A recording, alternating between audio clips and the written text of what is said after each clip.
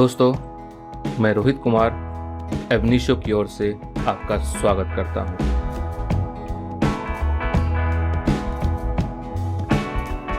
Third semester के PYQ analysis series में आपका स्वागत है। आज हम लोग स्पेशल कॉन्ट्रैक्ट के entire syllabus, few case laws, important topics, examination point of view से क्वेश्चन पैटर्न एंड 2022 में दिए गए एग्जाम के एक आंसर स्क्रिप्ट को देखेंगे एंड साथ ही साथ एनालाइज करेंगे कि इन टॉपिक से क्या क्या क्वेश्चन पूछे जाने का ट्रेंड है एंड द मोस्ट इम्पॉर्टेंट, यदि यहाँ से कोई भी क्वेश्चन पूछा जाता है तो आप उस क्वेश्चन को कैसे एड्रेस करेंगे, आपको अपने आंसर में क्या इंक्लूड करना चाहिए और क्या इंक्लूड नहीं करना चाहिए, इसके बारे में हम लोग विस्तार से चर्चा करेंगे। सिंस 2021 का क्वेश्चन पेपर अवेलेबल नहीं हो पाया है, जिस कारण इस वीडियो में 2010 से लेकर के 2022 तक के क्वेश्चन पेपर को कंसीडर किया गया है, एक्सेप्ट 2021 का क्वेश्चन पेपर। PYQ की कड़ी को आगे बढ़ाने से पहले मैं आप लोगों से कुछ बातें करना चाहूँगा। फर्स्ट, यह वीडियो थोड़ी लंबी हो सकती है बिकॉज इसमें कुछ केस लॉस के साथ साथ आंसर स्क्रिप्ट भी डिस्कस किया जाएगा। सेकेंड, स्पेशल कॉन्ट्रैक्ट में 2 एक्ट्स के बारे में पढ़ना है, तो किस एक्ट से कितना क्वेश्चन आएगा पहले उसके बारे में हम लोग चर्चा करेंगे। थर्ड, इस video and first and third semester के जितने भी PYQ एनालिसिस के वीडियो है उसके डिस्क्रिप्शन बॉक्स में टॉपिक वाइज PYQ एनालिसिस के PDF का लिंक शेयर किया गया है, आप लोग PDF वहां से डाउनलोड कर सकते हैं। Fourth and the most important, दोस्तों, PYQ एनालिसिस सीरीज को बनाने में रियली काफी टाइम, एफर्ट एंड रिसोर्स लगता है और आपको भी कहीं न कहीं यह एनालाइज होता ही होगा। So please subscribe the channel, like the video if you really find it useful to you, and share the video in your group so that other can also be benefited। आपके subscribe करने से, like करने से और share करने से एवनीशियो team को और अच्छे कंटेंट पर वीडियो बनाने एंड आपके सिलेबस को कवर करने में प्रोत्साहन मिलेगा। तो चलिए बिना समय गंवाए हम लोग क्वेश्चन पेपर के पैटर्न को देखते हैं। स्पेशल कॉन्ट्रैक्ट में 2 एक्ट को शामिल किया गया है। First, Indian partnership act and second, the sale of goods act. इसी कारण स्पेशल कॉन्ट्रैक्ट का क्वेश्चन पेपर 2 पार्ट में होगा। पार्ट ए, जिसमें इंडियन पार्टनरशिप एक्ट 1932 से क्वेश्चन पूछा जाएगा, जबकि पार्ट बी में the sale of goods act 1930 से क्वेश्चन पूछा जाएगा। Total number of question 8 question होगा एंड आउट ऑफ 8 क्वेश्चन आपको 5 क्वेश्चन का आंसर देना है। अब जो ये 8 क्वेश्चन होगा इसमें से 4 question the Indian partnership act से आएगा and 4 question the sale of goods act से आएगा। क्वेश्चन पेपर में ये साफ साफ लिखा होगा कि ईच पार्ट से मिनिमम 2 क्वेश्चन करना आपके लिए कंपलसरी है। It means 2 question Indian partnership act से तो आपको करना ही है, 2 question sale of goods act से भी आपको करना है। आपके पास उसके बाद ऑप्शन बचता है कि आप 1 more question sale of goods act से कर लें या फिर another question the Indian partnership act 1932 से कर लें। अब जब हम लोग क्वेश्चन के पैटर्न एंड मार्क्स के बेसिस पर एनालिसिस करेंगे तो आप देखेंगे कि 2017 से पहले, इट मींस 2016 से लेकर के 10 के बीच में इन टॉपिक से काफी क्वेश्चन पूछा गया है।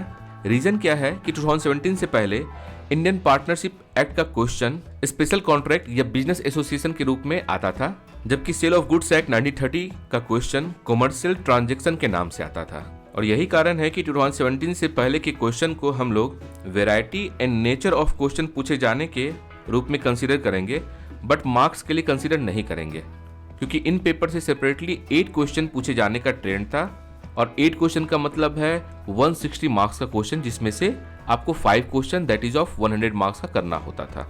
इसी कारण 2016, 15, 14, 13, 12, 11 एंड 10 में आप देखेंगे इन टॉपिक से क्वेश्चन पूछे जाने के ट्रेंड में एक टॉपिक से 16 to 100 मार्क्स तक का क्वेश्चन पूछा गया है। चलिए हम लोग बात करते हैं nature of question and marks के बेसिस पर किन टॉपिक से कितने मार्क्स का क्वेश्चन आने की संभावना है एंड नेचर ऑफ क्वेश्चन क्या होगा, शॉर्ट क्वेश्चन होगा या फिर लॉन्ग क्वेश्चन होगा या वेरी शॉर्ट क्वेश्चन पूछा जाएगा।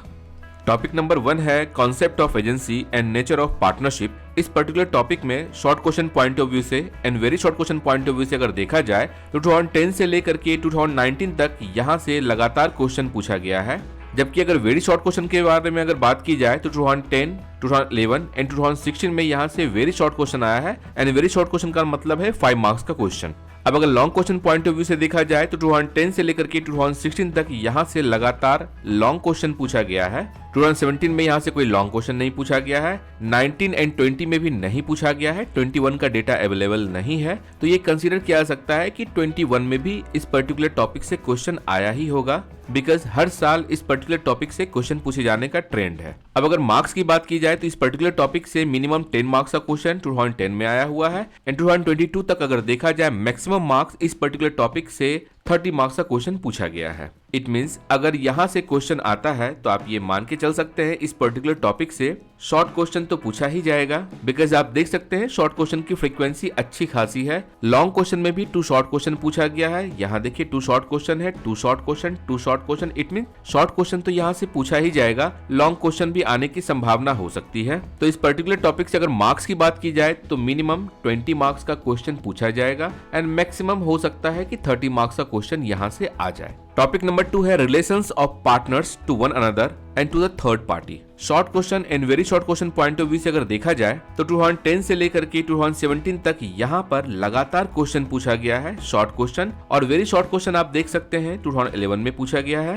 एंड 2016 में पूछा गया है। जबकि अगर long question point of view से देखा जाए तो 2010 से लेकर के 2015 तक यहाँ लगातार लॉन्ग क्वेश्चन पूछा गया है। 2016 और 17 में यहाँ से क्वेश्चन नहीं पूछा गया है और ये 16-17 में आप देख सकते हैं 30 मार्क्स का क्वेश्चन शॉर्ट में आया है, 40 मार्क्स का क्वेश्चन शॉर्ट में आया है। 16-17 यहाँ से कंपनसेट किया गया है। 2020 में भी यहाँ से 2 लॉन्ग क्वेश्चन आया है, 22 में भी आया है। तो ये प्रिजम्पशन किया जा सकता है कि इस पर्टिकुलर टॉपिक से 2021 में भी क्वेश्चन आया होगा। इट मीन्स ये भी एक ऐसा टॉपिक है जहाँ से लगातार क्वेश्चन पूछा जाता है। अब अगर मार्क्स की बात की जाए तो इस पर्टिकुलर टॉपिक में 20 मार्क्स से 100 मार्क्स तक का क्वेश्चन पूछा गया है। अगर 100 मार्क्स की बात की जाए तो आप देख सकते हैं 2015 OC 1 long question, 2 short question, 2 short question, 2 short question. It means यहाँ ही 80 मार्क्स का हो चुका है and 1 short question that is 90 marks का क्वेश्चन यहाँ से आ चुका है। और आपसे पहले ही इसके बारे में चर्चा की जा चुकी है कि 2017 से पहले द पार्टनरशिप एक्ट 1932 या the sale of goods act 1930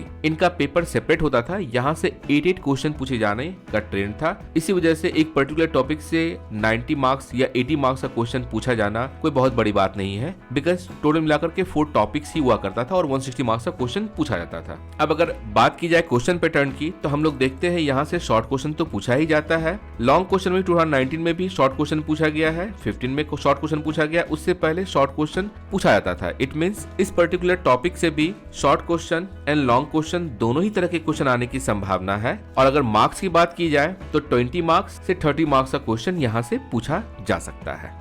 topic number 3 है incoming and outgoing of partners and registration of a firm. इस पर्टिकुलर टॉपिक से अगर देखा जाए short question point of view and very short question point of view से तो 2010 से लेकर के 2017 तक यहाँ से लगातार शॉर्ट या वेरी शॉर्ट क्वेश्चन पूछा गया है। उसके बाद यहाँ से शॉर्ट क्वेश्चन नहीं पूछा गया है। जबकि long question point of view से देखा जाए तो ट्रेंड बहुत ही ज्यादा रेगुलर नहीं है बल्कि इरेगुलर है। 2010 और 11 में क्वेश्चन पूछा गया है, देन आप देख सकते हैं 12 में यहाँ से क्वेश्चन नहीं पूछा गया है, लेकिन 12 में 2 शॉर्ट क्वेश्चन पूछा जा चुका है। देन उसके बाद आप देख सकते हैं 2013 टू 2016 यहाँ से लगातार क्वेश्चन पूछा गया है, 17 में नहीं पूछा गया है, 17 में फिर यहाँ से शॉर्ट क्वेश्चन आ चुका है, 18 में लॉन्ग क्वेश्चन पूछा गया है, 19, 20 एंड 21 की अगर बात की जाए तो 21 के बारे में हमें पता नहीं है। अदरवाइज 2019 एंड 2020 में यहाँ से कोई भी क्वेश्चन नहीं आया है। इसी कारण कहा गया कि इस पर्टिकुलर टॉपिक में ट्रेंड थोड़ा इरेगुलर है। और अगर मार्क्स की बात की जाए तो 10 मार्क्स से लेकर के 50 मार्क्स तक का क्वेश्चन इस पर्टिकुलर टॉपिक से आया है। 50 मार्क्स का क्वेश्चन आप देख सकते हैं 2013 में पूछा गया है, 1 long question and 3 short question that is equal to 50 marks and 10 marks का क्वेश्चन 15, 16 एंड 17 में पूछा गया है। तो अगर क्वेश्चन पैटर्न एंड मार्क्स की अगर बात की जाए तो इसके ट्रेंड को देख करके ये माना जा सकता है कि या तो यहाँ से शॉर्ट क्वेश्चन पूछा जाएगा या फिर लॉन्ग क्वेश्चन पूछा जा सकता है। यदि शॉर्ट क्वेश्चन आएगा तो 10 मार्क्स का आएगा, उस वक्त कोई भी लॉन्ग क्वेश्चन नहीं पूछा जाएगा। और यदि लॉन्ग क्वेश्चन आएगा तो वो 20 मार्क्स का होगा, शॉर्ट क्वेश्चन यहाँ से नहीं पूछा जाएगा। टॉपिक नंबर 4 है डिसोल्यूशन ऑफ फर्म। इस पर्टिकुलर टॉपिक में अगर हम लोग देखें 2010 में यहाँ से क्वेश्चन नहीं पूछा गया है और यहाँ का ट्रेंड थोड़ा इरेगुलर है।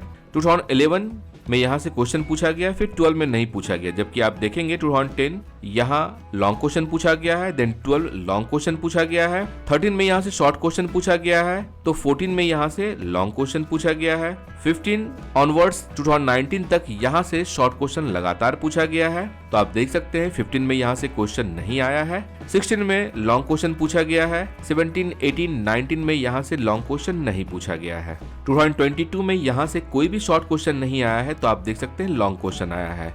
इट मीन्स कहने का मतलब ये है कि अगर इस पर्टिकुलर टॉपिक से शॉर्ट क्वेश्चन आता है तो लॉन्ग क्वेश्चन उस साल नहीं पूछा जाता है, एक्सेप्ट कुछ एक्सेप्शन को छोड़ करके, लाइक 2016। और अगर लॉन्ग क्वेश्चन पूछा जाता है तो फिर शॉर्ट क्वेश्चन नहीं पूछा जाता है। मीन्स यहाँ से अगर क्वेश्चन पैटर्न के बारे में अगर बात करें तो शॉर्ट या लॉन्ग दोनों में से किसी भी तरह का क्वेश्चन पूछा जा सकता है। और अगर मार्क्स की बात की जाए तो इस पर्टिकुलर टॉपिक से मिनिमम 10 मार्क्स का क्वेश्चन पूछा गया है और मैक्सिमम 30 मार्क्स का क्वेश्चन पूछा गया है, एंड दैट इज इन 2016 ओसी में आप देख सकते हैं 20 मार्क्स का क्वेश्चन यहाँ पूछा गया है एंड 10 मार्क्स का क्वेश्चन यहाँ पूछा गया है। इट मीन्स अगर 30 मार्क्स की बात की जाए तो आप देख सकते हैं ये केवल 2016 ओसी में पूछा गया है।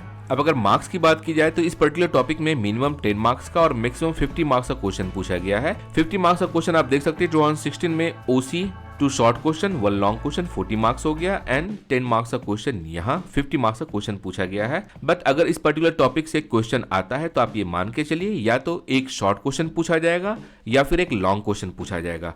शॉर्ट क्वेश्चन अगर पूछा जाएगा तो 10 मार्क्स का क्वेश्चन यहाँ से पूछा जाएगा, लॉन्ग अगर होगा तो 20 मार्क्स का क्वेश्चन यहाँ से पूछे जाने की संभावना है। Topic number 5 to topic number 8 the sale of goods act से है। टॉपिक नंबर 5 है general formation of contract of sale. इस पर्टिकुलर टॉपिक में यदि हम लोग देखें तो 2010 में यहाँ से क्वेश्चन नहीं पूछा गया है, 11-12 में यहाँ से क्वेश्चन पूछा गया है, 13 में फिर यहाँ से क्वेश्चन नहीं पूछा गया है और ना ही 14 में यहाँ से क्वेश्चन पूछा गया है, जबकि 2015 टू 2019 यहाँ से लगातार शॉर्ट क्वेश्चन पूछा गया है और उसके बाद आप देख सकते हैं 2022 में भी यहाँ से शॉर्ट क्वेश्चन पूछा गया है। इट मीन्स शॉर्ट क्वेश्चन यहाँ से पूछे जाने का लगातार ट्रेंड है, तो आप ये मान के चले इस पर्टिकुलर टॉपिक से शॉर्ट क्वेश्चन तो आएगा ही। चलिए हम लोग बात करते हैं long question point of view से। इस पर्टिकुलर टॉपिक में आप देख सकते हैं कि 20 मार्क्स में 4 वेरी शॉर्ट क्वेश्चन पूछे जाने का ट्रेंड भी रहा है। वेरी शॉर्ट क्वेश्चन आप देख सकते हैं 5 very short question, 3 very short question.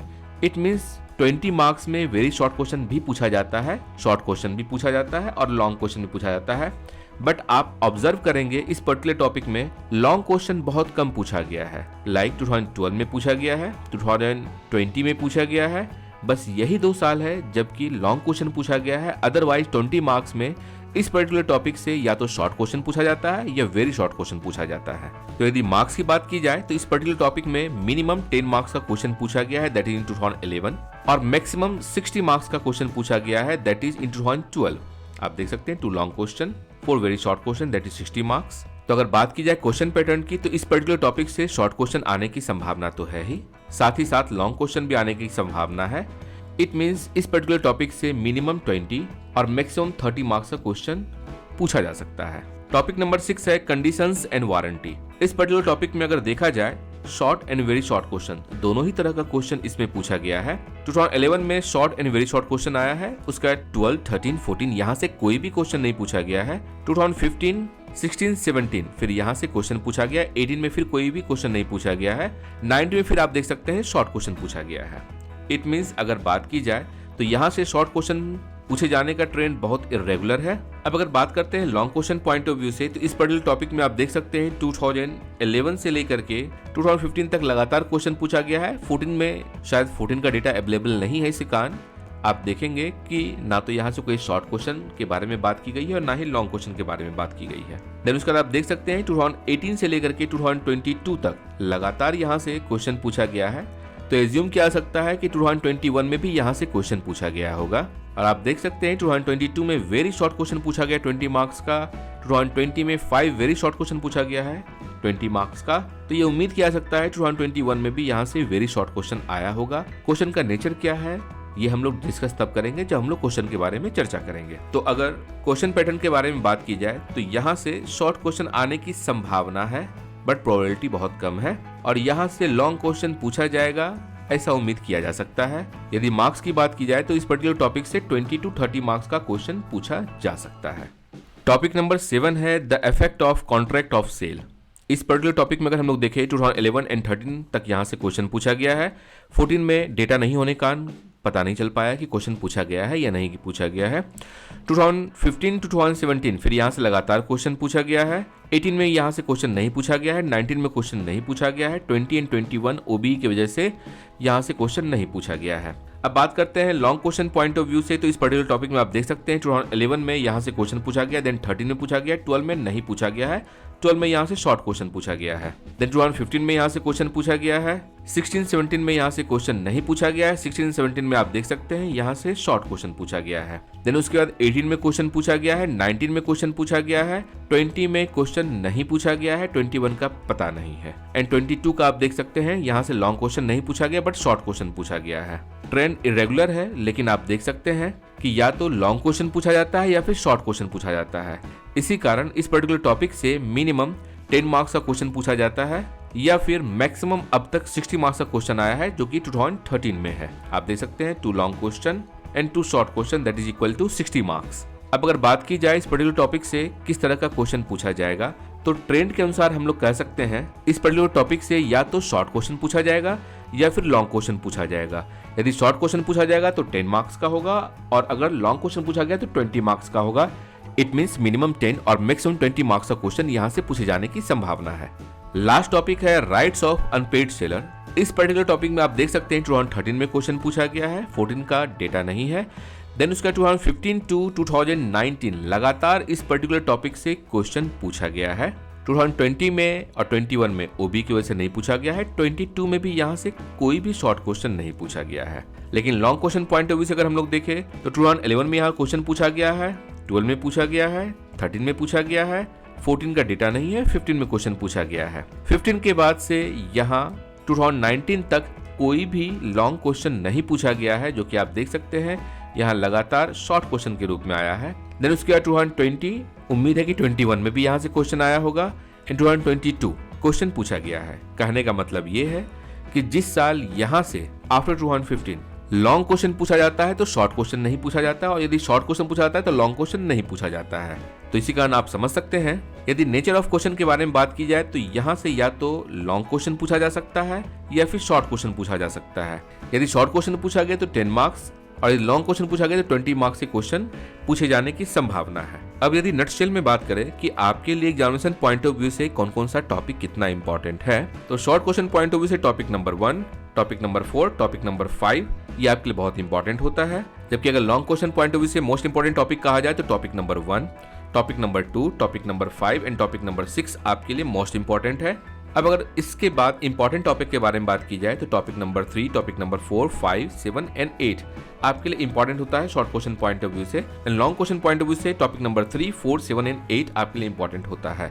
अब अगर बात करें कि कौन सा ऐसा टॉपिक पढ़ा जाए जहां से 100 मार्क्स का क्वेश्चन आप आराम से अटेम्प्ट कर सकते हैं, तो topic number 1, topic number 2, topic number 5 and topic number 6 इसे आप सबसे पहले करें, बिकॉज इन 4 टॉपिक से ही 100 मार्क्स का क्वेश्चन अटेम्प्ट करने की संभावना है कि आप कर सकते हैं। रेस्ट आप टॉपिक नंबर 8 देख लें, बहुत इजी टॉपिक है, इसमें एक ही केस लॉ है, करना बहुत आसान है, आप आराम से कर सकते हैं। एंड टॉपिक नंबर 4 आप करके जा सकते हैं फॉर द सेफर साइड। ये था क्वेश्चन पैटर्न। अब इसके बाद हम लोग चर्चा करते हैं कि किस टॉपिक से किस तरह का क्वेश्चन जनरली पूछा जाता है। दोस्तों, इस तरह के वीडियो को बनाने में काफी समय, मेहनत और रिसोर्सेस लगता है। आप अपना वैल्यूएबल फीडबैक जरूर शेयर करें ताकि एबनिशियो टीम को प्रोत्साहन मिले तथा आपके द्वारा दिए गए फीडबैक पर काम करके और इन्फॉर्मेटिव वीडियोस आप तक लाया जा सके। यदि आपको यह वीडियो पसंद आया हो तो please like the video, subscribe the channel and share the video with needy one. Topic number 1 है concept of agency and nature of partnership. अगर इसमें क्वेश्चन पैटर्न के बारे में बात करें तो इसमें 7 टाइप्स का क्वेश्चन पूछा जाता है। फर्स्ट क्वेश्चन होता है कि एजेंट एंड प्रिंसिपल को लेकर के कि आपको डिफाइन करना होता है एजेंट क्या है, प्रिंसिपल क्या है। पार्टनरशिप एक लीगल एंटिटी नहीं है या लीगल पर्सनालिटी नहीं है लाइक अ कंपनी। उसके बाद क्वेश्चन पूछा जाता है कि एजेंट कौन हो सकता है, इस एजेंट की राइट्स क्या होगी और इसकी ड्यूटीज क्या होगी। एजेंसी बाय रेटिफिकेशन का मतलब क्या होता है, एक्सप्रेस और इम्प्लाइड दोनों ही सेंस में आपको बताना होता है। रेटिफिकेशन एंड रिवोकेशन इसके लिए कंडीशन क्या होता है, इस पर क्वेश्चन पूछा जाता है। सेकंड टाइप का क्वेश्चन होता है एजेंसी एंड पार्टनरशिप पर कि एजेंसी एंड पार्टनरशिप का मीनिंग क्या है, इसका एसेंशियल फीचर क्या है। इट मींस बात की जाती है कि पार्टनरशिप के जो कंपोनेंट्स हैं वो क्या क्या है, लाइक शेयरिंग ऑफ प्रॉफिट, ये इसका एक कंपोनेंट है बट उसका होल एंड सोल कंपोनेंट नहीं है। और इस पर जनरली एप्लीकेशन बेस्ड क्वेश्चन पूछा जाता है, जिसमें प्रॉफिट शेयरिंग के बारे में बात होती है, पावर एंड कंट्रोल के बारे में बात होती है, सब्सिडरी कंपनी के बारे में बात होती है। It means power and control अगर किसी और के हाथ में है तो क्या वो पार्टनर कहलाएगा, अगर किसी के साथ प्रॉफिट शेयरिंग हो रही है तो क्या वो पार्टनर कहलाएगा। प्रॉफिट शेयरिंग को लेकर के आपके पास जो सबसे ज़्यादा इंपॉर्टेंट केस है that is Cox versus Hickman का, बिकॉज इससे पहले भी कुछ जजमेंट आया हुआ था जिसमें प्रॉफिट शेयरिंग के बेसिस पर पार्टनरशिप माना जाता था, और ये केस था Grace versus Smith and Waugh versus Carver का। बट जैसे ही कॉक्स वर्सेस हिकमैन का केस आता है तो ये कॉन्सेप्ट चेंज हो जाता है, तो उसके बेस पर क्वेश्चन पूछा जाता है। थर्ड टाइप का क्वेश्चन आता है कि partnership not created by statute, और ये आप लोगों ने फैमिली लॉ 2 में भी पढ़ा होगा कि ज्वाइंट हिंदू फैमिली भी इंस्टीट्यूट के द्वारा क्रिएट नहीं किया जाता है। तो इसी कारण पार्टनरशिप और ज्वाइंट हिंदू फैमिली दोनों के बीच में क्या डिफरेंस होता है उस पर क्वेश्चन पूछा जाता है। पार्टनरशिप एट विल, जो कि आपका सेक्शन 7 में दिया हुआ है, इसके मीनिंग के बारे में क्वेश्चन पूछा जाता है। मोड्स क्या होता है, बिकॉज जब पार्टनरशिप एट विल जब आप लोग देखते हैं तो उसमें इसका कंस्टिट्यूशन किस तरीके से होता है जो सेक्शन 7 में दिया हुआ है। टर्मिनेशन कैसे हो सकता है, डिसोल्यूशन कैसे हो सकता है, और डिसोल्यूशन के बारे में सेक्शन 41 में दिया हुआ है, यहाँ से क्वेश्चन आता है। फिफ्थ टाइप का क्वेश्चन पर्टिकुलर पार्टनरशिप पर आता है जो कि सेक्शन 8 में दिया हुआ है कि इसका मीनिंग क्या है, और इस पर शॉर्ट नोट्स पूछा जाता है। टॉपिक नंबर 6 है लिमिटेड लायबिलिटी पार्टनरशिप, जिसको हम लोग LLP भी कह सकते हैं। इसके नोमेनक्लेचर को लेकर के क्वेश्चन आता है कि आखिर इस तरह का नाम रखने की जरूरत क्या पड़ी। उसके बाद ये जो एक्ट आपको 2008 में आया है इसे पास करने की जरूरत क्या है, कॉन्सेप्ट क्या था पास करने के पीछे, सैलेंट फीचर क्या है इस एक्ट का, and what is the relationship between the partners जो लिमिटेड लायबिलिटी पार्टनरशिप के द्वारा गवर्न होते हैं। एंड 7 टाइप का जो क्वेश्चन पूछा जाता है that is difference between partnership and limited liability partnership. Then उसका पार्टनरशिप एंड कंपनी के बीच में क्या डिफरेंस होता है, कंपनी एंड LLP के बीच में क्या होता है, और उसके बाद इनके बीच में क्या होता है, कंपनी पार्टनरशिप एंड LLP के बीच में डिफरेंस क्या होता है, इससे क्वेश्चन आता है। अब अगर बात करें फ्रीक्वेंसी ऑफ क्वेश्चन के बारे में तो इस डिफरेंस में आप देखेंगे यहाँ से भी लगभग 3 टाइम्स क्वेश्चन आ चुका है, कंपनी LLP को लेकर के भी 3 टाइम्स क्वेश्चन आ चुका है, पार्टनरशिप एंड कंपनी को भी लेकर के 3 टाइम्स क्वेश्चन आ चुका है, पार्टनरशिप LLP को लेकर के भी 3 टाइम्स क्वेश्चन पूछा जा चुका है। जो सबसे मोस्ट इंपॉर्टेंट क्वेश्चन यहाँ से बनता है that is essential of partnership से क्वेश्चन, यहाँ से लगभग 10 टाइम्स क्वेश्चन पूछा जा चुका है। इनफैक्ट 2022 में भी यहाँ से क्वेश्चन पूछा जा चुका है। देन उसके बाद पार्टनरशिप एट विल से यहाँ से लगभग 7 टाइम्स क्वेश्चन पूछा जा चुका है। हु कैन बी एजेंट, इनके राइट्स एंड ड्यूटीज के बारे में भी लगभग 7 टाइम्स क्वेश्चन पूछा जा चुका है। And partnership not created by institute that is section 5, यहाँ से क्वेश्चन लगभग 3 टाइम्स आ चुका है। तो ये था क्वेश्चन जो बनता है इस पर्टिकुलर टॉपिक से उसके बारे में। अब हम लोग एक बार देखते हैं ब्रीफली इसके कुछ केस को। केडी कामत वाले केस में सबसे पहले इसमें हाईकोर्ट ने रिजेक्ट कर दिया था कि यहाँ पर कोई भी पार्टनरशिप नहीं है। रीजन बीइंग इसमें 6 पार्टनर थे और हाईकोर्ट का मानना था कि कंट्रोल केवल एक ही पर्सन के पास में है, यहाँ पर म्यूचुअल एजेंसी वाली बात नहीं है, जिसकी वजह से रिजेक्ट कर दिया था। बट सुप्रीम कोर्ट ने इसमें माना कि नहीं, यहाँ पर म्यूचुअल एजेंसी की बात है, प्रॉफिट शेयरिंग तो आपको होता ही है, कंट्रोल भी है और साथ में म्यूचुअल एजेंसी भी है, जिसकी वजह से पार्टनरशिप ये है। अब कॉक्स वर्सेस हिकमैन का केस जो है ये प्रॉफिट शेयरिंग को लेकर के है, बट इससे पहले भी 2 केसेस आ चुका था जो हम लोगों ने पहले डिस्कस किया है। That is Grace versus Smith 2075 का केस है, and second Waugh versus Carver. पहले केस में आपको ये होता था कि प्रॉफिट शेयरिंग के बेसिस पर पार्टनरशिप को डिटरमाइन किया जाता था, बट कॉक्स वर्सेस हिकमैन के बाद से इस कॉन्सेप्ट को चेंज किया गया कि केवल प्रॉफिट शेयरिंग एकमात्र क्राइटेरिया नहीं है, बल्कि वो एक एसेंशियल क्राइटेरिया है, उसके अलावा भी और भी क्राइटेरिया है, उसके बारे में चर्चा की गई थी। और वो आप देखेंगे सेक्शन 6 में इसके बारे में दिया हुआ है कि क्या क्या क्राइटेरिया है, किस किस बेसिस पर किसको किसको नहीं माना जा सकता और किसे माना जा सकता है। मालो मार्च वाला केस अगर आप देखेंगे तो ये प्राइवेट काउंसिल के द्वारा डिसाइड किया गया था, और इस केस में आपको ये होता है कि राजा को जो भी अधिकार दिया गया था कंपनी के द्वारा, वहां पर उन दोनों के बीच में पार्टनरशिप नहीं थी, बल्कि एक तरह का कॉन्ट्रैक्ट था जिसमें कंपनी पे करना चाह रही थी डेट को, और इसके कारण ही राजा को पावर दिया गया था। अब एक बार इसके क्वेश्चन को देखते हैं। लाइक आप देखिए एजेंसी एंड पार्टनरशिप क्वेश्चन पूछा जा चुका है। देन आप देखिए distinction between a company partnership and limited liability partnership, discuss in brief the modes of consulting as well as terminating the agency. Modes के बारे में पूछ लिया गया क्वेश्चन। उसका discuss with the help of relevant case where a person may be sharing the profit with another, still the relation between the sharing of profit may not be of the partner, because जो sharing of profit है वो केवल एक criteria है। Then इसके बाद देखिए distinction पर क्वेश्चन आ चुका है। शेयरिंग ऑफ प्रॉफिट केवल कंक्लूसिव एविडेंस नहीं है, इस पर क्वेश्चन पूछा जा चुका है। फिर यहाँ आप देख सकते हैं distinguish partnership, Hindu undivided family पर क्वेश्चन है। Define partnership at will section 7 पर। Now who may be agent, उनके राइट्स एंड ड्यूटीज क्वेश्चन आ चुका है। Ratification and revocation of authority and agency question आ गया है। Distinction between partnership, limited liability partnership, then again 15 में क्वेश्चन आप देख सकते हैं। Distinction between company, limited liability partnership, partnership at will, again section 7। Distinguish between partnership and company. Sharing profit is only prima facie evidence of existence of the partnership, while conclusive test is that mutual agency. Mutual agency बहुत जरूरी है।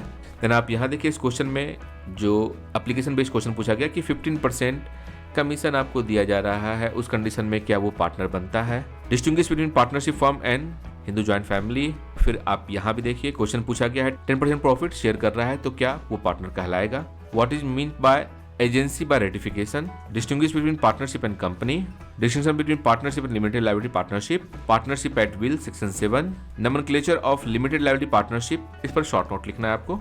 Explain the rights and liabilities of principal and agent, because जब बात होती है mutual agency की तो जो प्रिंसिपल है वही एजेंट होता है, जो एजेंट है वही प्रिंसिपल होता है। नाउ 2022 में आप देख सकते हैं। इनफैक्ट 2022 का क्वेश्चन हम लोग इसका आंसर भी देखेंगे। देन 40% नेट प्रॉफिट शेयर कर रहा है तो क्या होगा, आप देखेंगे क्वेश्चन वैसा ही आपको है। देन उसके बाद देखिए post Hickman has added a new dimension to the concept of partnership by agreeing that sharing of profit is prima facie evidence of the existence of partnership while conclusive test is that of mutual agency, because mutual agency को उसके बाद जोड़ दिया गया। उससे पहले जो case था कॉक्स वर्सेस हिकमैन का, जो आप लोगों से चर्चा मैंने किया है, that is Greek versus Smith and Waugh versus Carver. इन दोनों केस में पहले प्रॉफिट शेयरिंग के बेसिस पर ही पार्टनरशिप मान लिया जाता था, म्यूचुअल एजेंसी के बारे में ज़्यादा बात नहीं की गई थी। लेकिन इस पर्टिकुलर केस के बाद म्यूचुअल एजेंसी पर ज़्यादा फोकस किया गया है कि प्रॉफिट शेयरिंग तो होना ही चाहिए, साथ में म्यूचुअल एजेंसी भी जरूरी है। और म्यूचुअल एजेंसी का मतलब है कि हर पर्सन हर किसी के बिहाफ में काम कर रहा है। इट मीन्स हर कोई वहाँ प्रिंसिपल है और हर कोई वहाँ पर एजेंट है। देन एडवांस आपको लिया है, 10% प्रॉफिट शेयर किया है।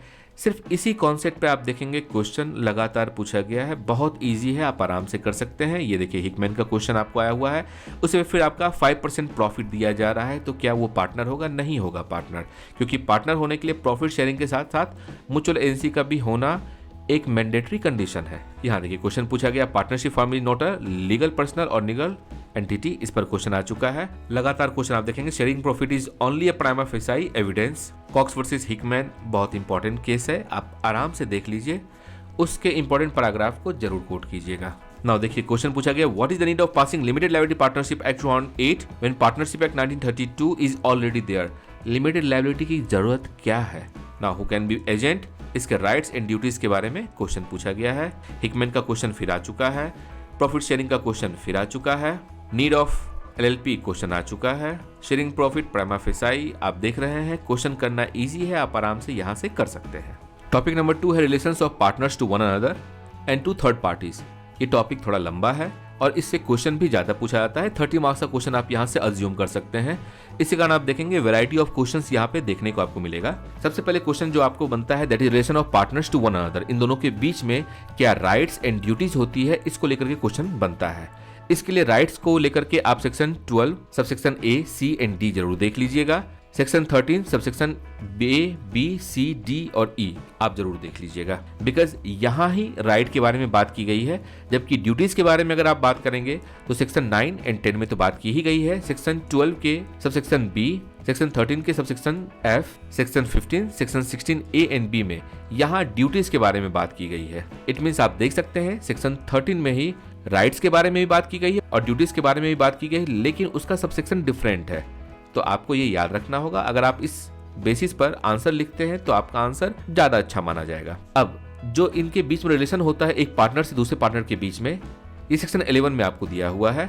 ये 3 तरह का रिलेशन हो सकता है। फर्स्ट, कॉन्ट्रैक्ट डिटरमाइंस इनके बीच में क्या राइट्स होगा, क्या ड्यूटीज होगा। कॉन्ट्रैक्ट में भी एक्सप्रेस्ड और इम्प्लाइड। एंड देन थर्ड आपको होता है कॉन्ट्रैक्ट में भी verified bye consent of all the partners, जिसमें कॉन्ट्रैक्ट का टर्म्स एंड कंडीशन एक्सप्रेस और इम्प्लाइड दोनों हो सकता है। तो ये होता है इनके बीच में रिलेशन जहां से क्वेश्चन बनता है। इनफैक्ट आपको आंसर भी इसका बताया जा चुका है, आप यहां से कर लेंगे। नाउ सेकंड टाइप का जो यहाँ क्वेश्चन बनता है that is property of the firm, और आप ये देखेंगे सेक्शन 14 में दिया हुआ है। किसी भी फर्म की 2 तरह की प्रॉपर्टी होती है, टेंजिबल और इंटेंजिबल। तो प्रॉपर्टी ऑफ द फर्म क्या होगा ये आप देखेंगे सेक्शन 14 में। इसके अलावा यदि अगर किसी तरह का लॉस होता है तो वो पार्टनर उस लॉस को कैसे बियर करेंगे, इसके बारे में बात की गई है इसमें। अब इसी में जहां बात की आती है इंटेंजिबल प्रॉपर्टी की, तो इसी में एक होता है गुडविल, और गुडविल ऑफ द फर्म क्या होता है इस पर भी क्वेश्चन पूछा गया है। प्रॉपर्टी ऑफ द फर्म में बेसिकली आप देखिएगा स्टेटमेंट बेस्ड क्वेश्चन या एप्लीकेशन बेस्ड क्वेश्चन पूछा जाता है। जब एप्लीकेशन बेस्ड क्वेश्चन पूछा जाएगा तो उसमें सबसे पहले आपको लीगल इशू फाइंड आउट करना है, देन जो प्रोविजन दिया गया है आपके बेर एक्ट में उसे साइड करना है और इस पर अगर कोई केस लॉ है तो वो आपको देना है। अब अगर ऐसा होता है कि कोई भी पार्टनर अपना पर्सनल प्रॉफिट बना रहा है आउट ऑफ द फर्म, तो उस कंडीशन में क्या होगा, क्या वो लायबल होगा फर्म को पे करने के लिए, या अगर सेम नेचर का बिजनेस या ट्रांजैक्शन वो आउट ऑफ द फर्म कर रहा है तो क्या उस कंडीशन में जो भी प्रॉफिट उस पार्टनर को होगा तो क्या वो लायबल होगा, इस पर क्वेश्चन पूछा जाता है।